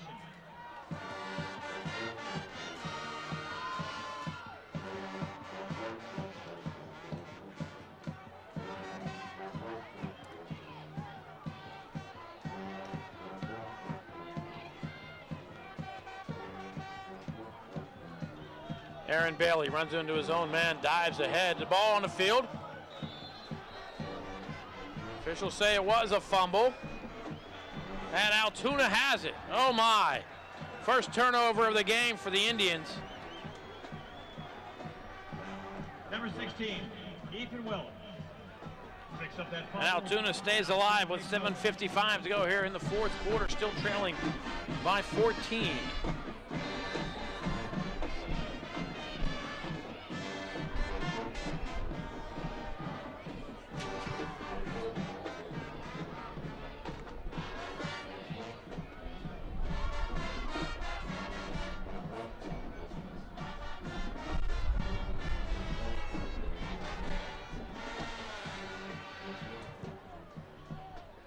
Altoona will throw near side. Jay Williams, the closest receiver to it to pass. Fall incomplete, second down and 10.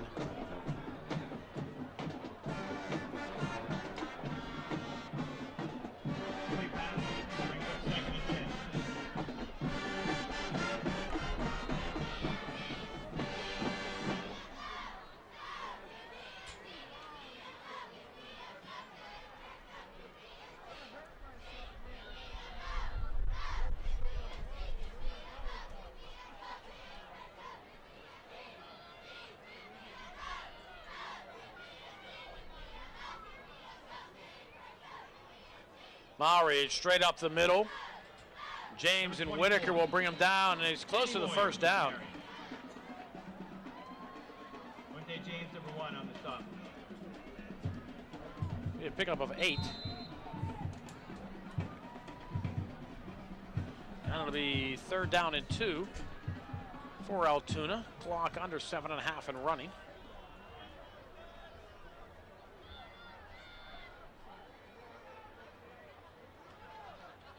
Maury again. Number 24, Danny Moyer on the carry. Wrapped up by Hester. Sean Sharkey, number 7. And Sean Sharkey. Tackler.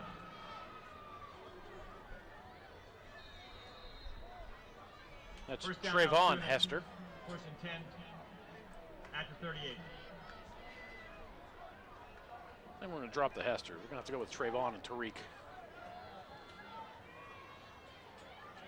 We're on lead, looking for somewhere to go. Left side, Sean Sharkey will wrap him up, throw him down. They say he lost the football.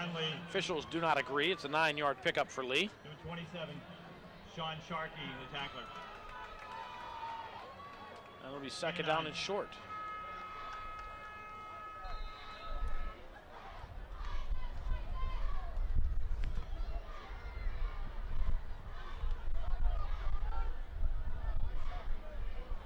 Wind beginning to pick up here in Altoona. And Maury with a big gain up the middle. Whitaker and Williams on the tackle, but not until Moyer gets down to the 44-yard line. 9 yards and a first down.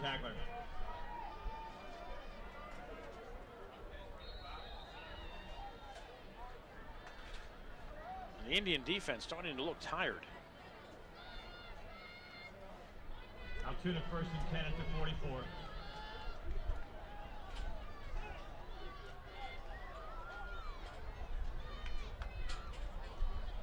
Maury again.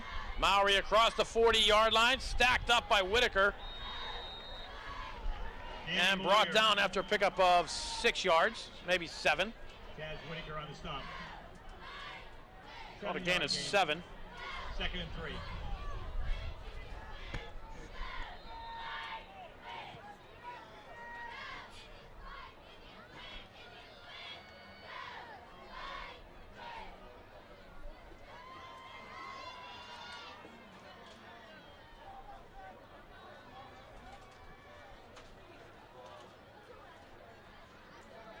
Mowry stacked up at the line. Brandon Ames and Trevon Hester. Gain of 1. Trevon Hester, number 55, the tackler. So he actually picked up a yard in that pile. And it'll be 3rd down and 2. Clock under 5 minutes and running here in quarter number 4. Penn Hills 17, Altoona 3. Deron Lee looking for somewhere to go. Left side will have the 1st down and more. He'll get it down to the 28-yard line for a pickup of 8 yards. Deron Lee on the carry. And Altoona another 1st down. Tariq Hester, number 34, the tackler. Indians seem to be doing whatever they can to keep Altoona in this ball game. 1st down, Altoona. Indians do lead by 14.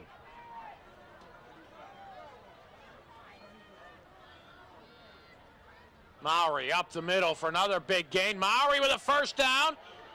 Still on his feet inside the 10. 1st and goal, Altoona at the 8-yard line. Corey Jones looked like he had him. 21-yard run. But looked like he was trying to rip out the football instead of making the tackle, and Mowry broke away and finally was brought down at the 8-yard line.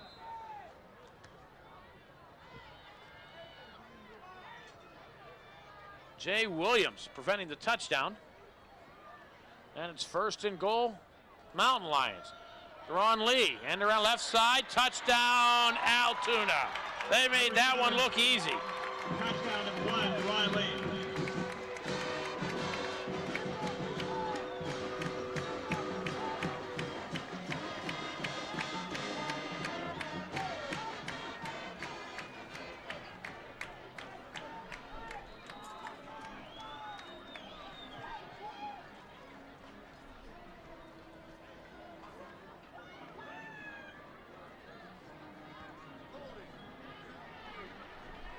And the kick fails. And the kick is no good. Penn Hills 17, Altoona 9. The score, 4:08 to go, 4th quarter. Penn Hills 17, Altoona 9. You are watching Indians football on Comcast.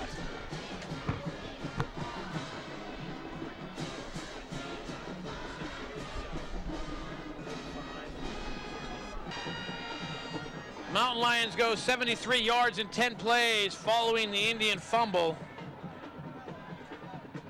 They now trail by 8 with 4:08 to go here in the 4th quarter. Let's see if Altoona kicks it away or if they are going to be going for the onside kick.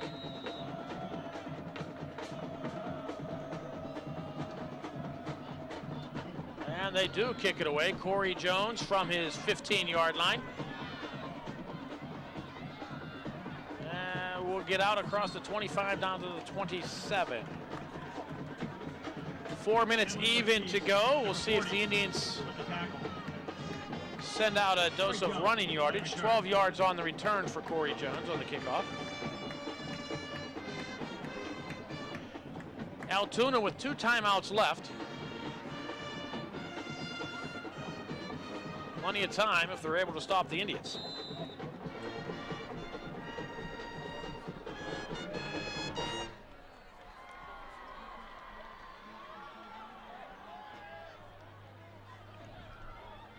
Tariq Hester and Roberson, who will move out to the slot on the near side.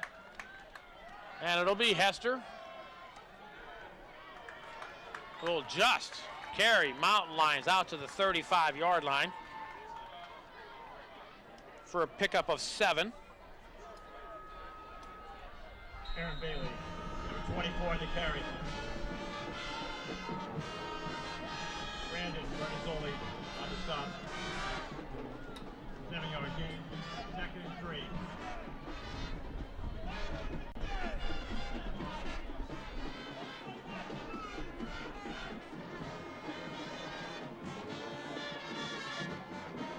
Morford looking near side pass, almost intercepted. Deron Lee was getting in front of Tahir Jackson. Deron Lee is able to come up with that football. We are a 2-point conversion away from this game being tied.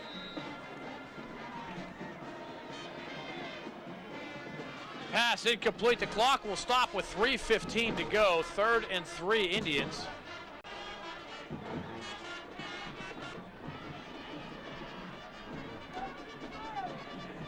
And the Indians will have Tariq Hester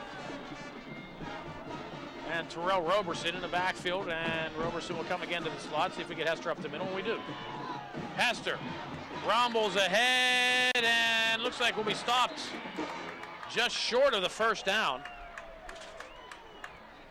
Let's check the spot. It's going to be, looking at the spot, it'll be a 2-yard pickup. Tariq Hester on the carry. It'll be just short of the first down. It'll be 4th and inches. If you're the Indians, why not go for it? Pick up the 4th and inches here. You get the clock running. Timeout.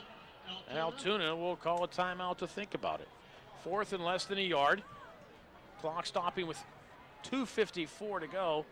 Here in the 4th quarter, the Indians are up by 8. That is their second timeout. If they're able to pick up a first down here, the Indians could all really with an opportunity to wind things down, as Altoona with only 1 timeout left.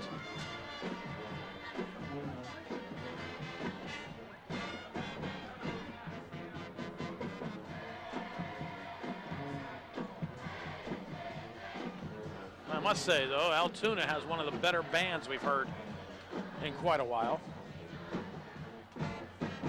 Our band has made it to the end. No, our band is down in the end zone. That's right, they're putting on a show after the game.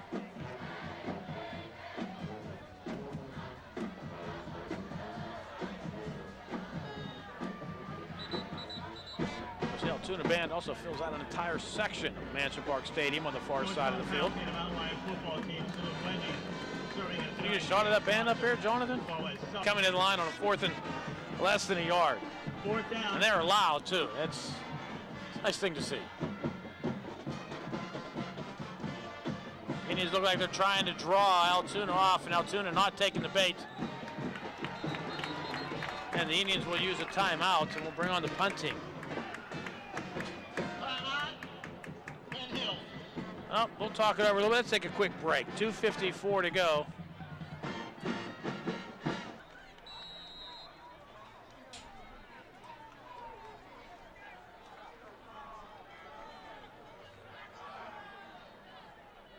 If the Indians kick or if they fake it. Now they will kick. Morford just gets it away. I don't know how that one wasn't blocked.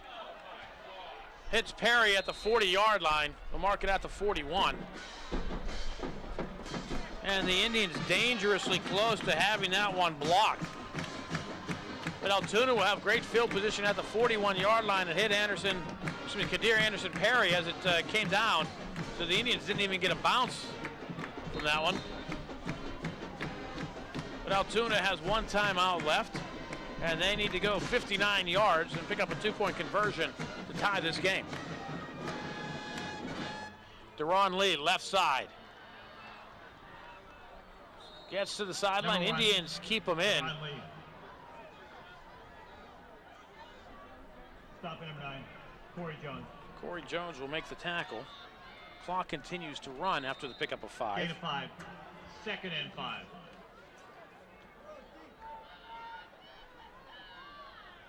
Mowry up the middle. We'll have a first down and more into the secondary.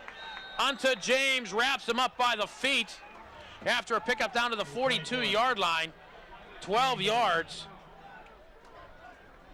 And a first down for Altoona. Deron Lee looking for somewhere to go. Looked like the Indians stack him up, and they do. Trevon Hester will drop him for a loss. Number 1, Deron Lee. They'll lose 2. Stopped by number 55, Trevon Hester. Loss of 2. The 8th tackle of the night for Trevon Hester.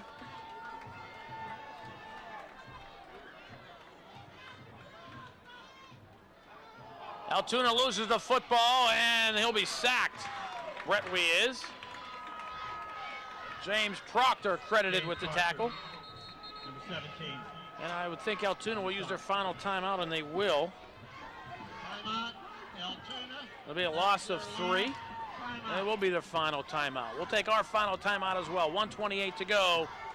Fourth quarter, Penn Hills 17, Altoona 9. You are watching Indians football on Comcast.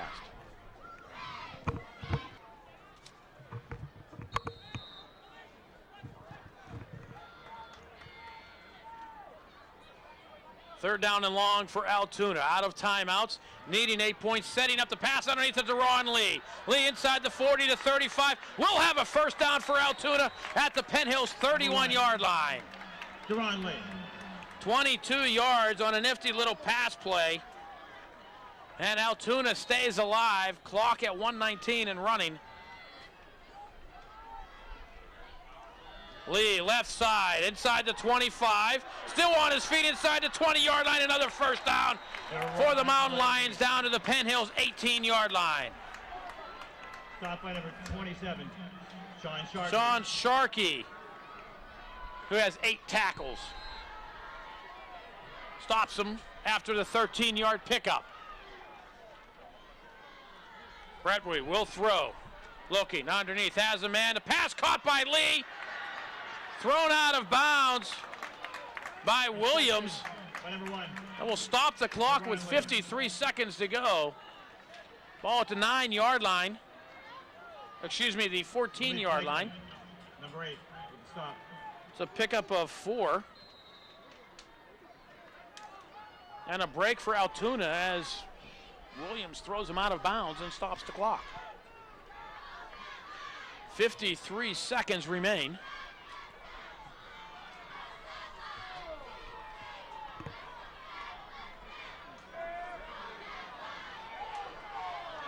Play clock under 5 seconds. Altoona gets it off, throws left side. Has a man to pass, complete, close to a first down. Pass down to the 9-yard line. Ethan Wilt. By number 16, Ethan Wilt. 5 yards. It'll be 3rd and 1. Corey Jones with the tackle, they say. Mowry looking for somewhere to go. We'll have a first down. Hester will wrap him up. But it'll be first down Altoona at the 5-yard line. Clock stopping with 25 seconds to go.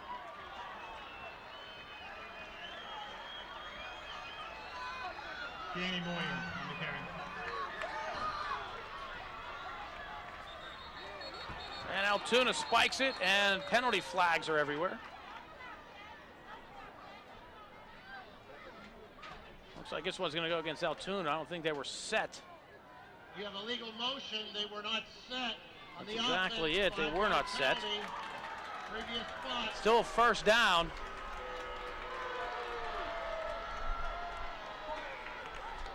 The first down Altoona about the 6-yard line.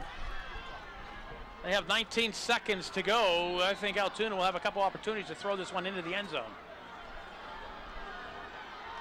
Clock is running. Bradbury looking, rolling to his right. 5 seconds, throwing towards the end zone. The pass tipped and falls incomplete. 2 seconds remain.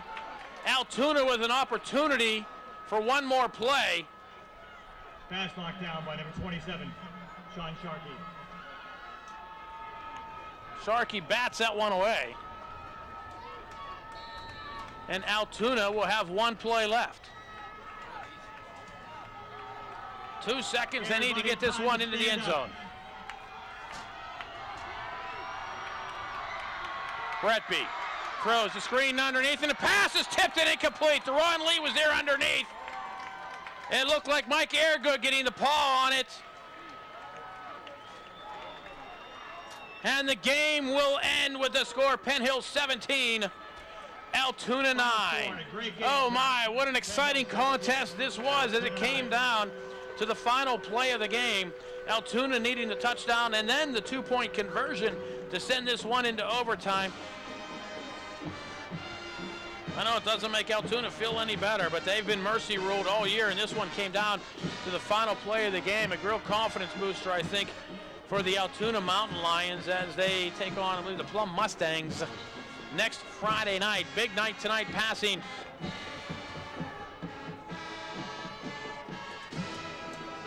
For the Indians, Phil Morford, who is well over 200 yards. Corey Jones, big receiving night, as well as Chaz Whitaker. Indians went up 3-0 in quarter number one. Vince Pampina, 34-yard field goal. The Indians led 3-0. Second quarter, Indians extend their lead. Corey Jones, a 39-yard pass from Philip Morford. Pampina adds the kick. The Indians up 10-0. That's where it was at the half. In the third quarter, Altoona takes the opening kickoff and they drive 75 yards. P.R. Caracciolo puts in a 23-yard field goal. They cut the lead to 10-3. Indians come right back 3 plays later. They go 80 yards in 3 plays. Chaz Whitaker hauls in a 64-yard pass from Philip Morford. Pampina adds the kick, and it was 17-3 Indians. Then in the fourth quarter, Deron Lee, an 8-yard run for Altoona. The kick failed, which was turned out to be big. Well, not necessarily because they didn't get the touchdown at the end, but had Altoona scored there on that last play, all they needed was to kick the extra point to force the tie, or possibly go for 2 points in the win, but they would have needed to go for 2 points to tie the game. But Altoona gets down with a first and goal inside the 10-yard line. They got the ball back with 2:45 to go, and they managed to make it exciting, trying to get in on the last play of the game and force overtime here at Altoona.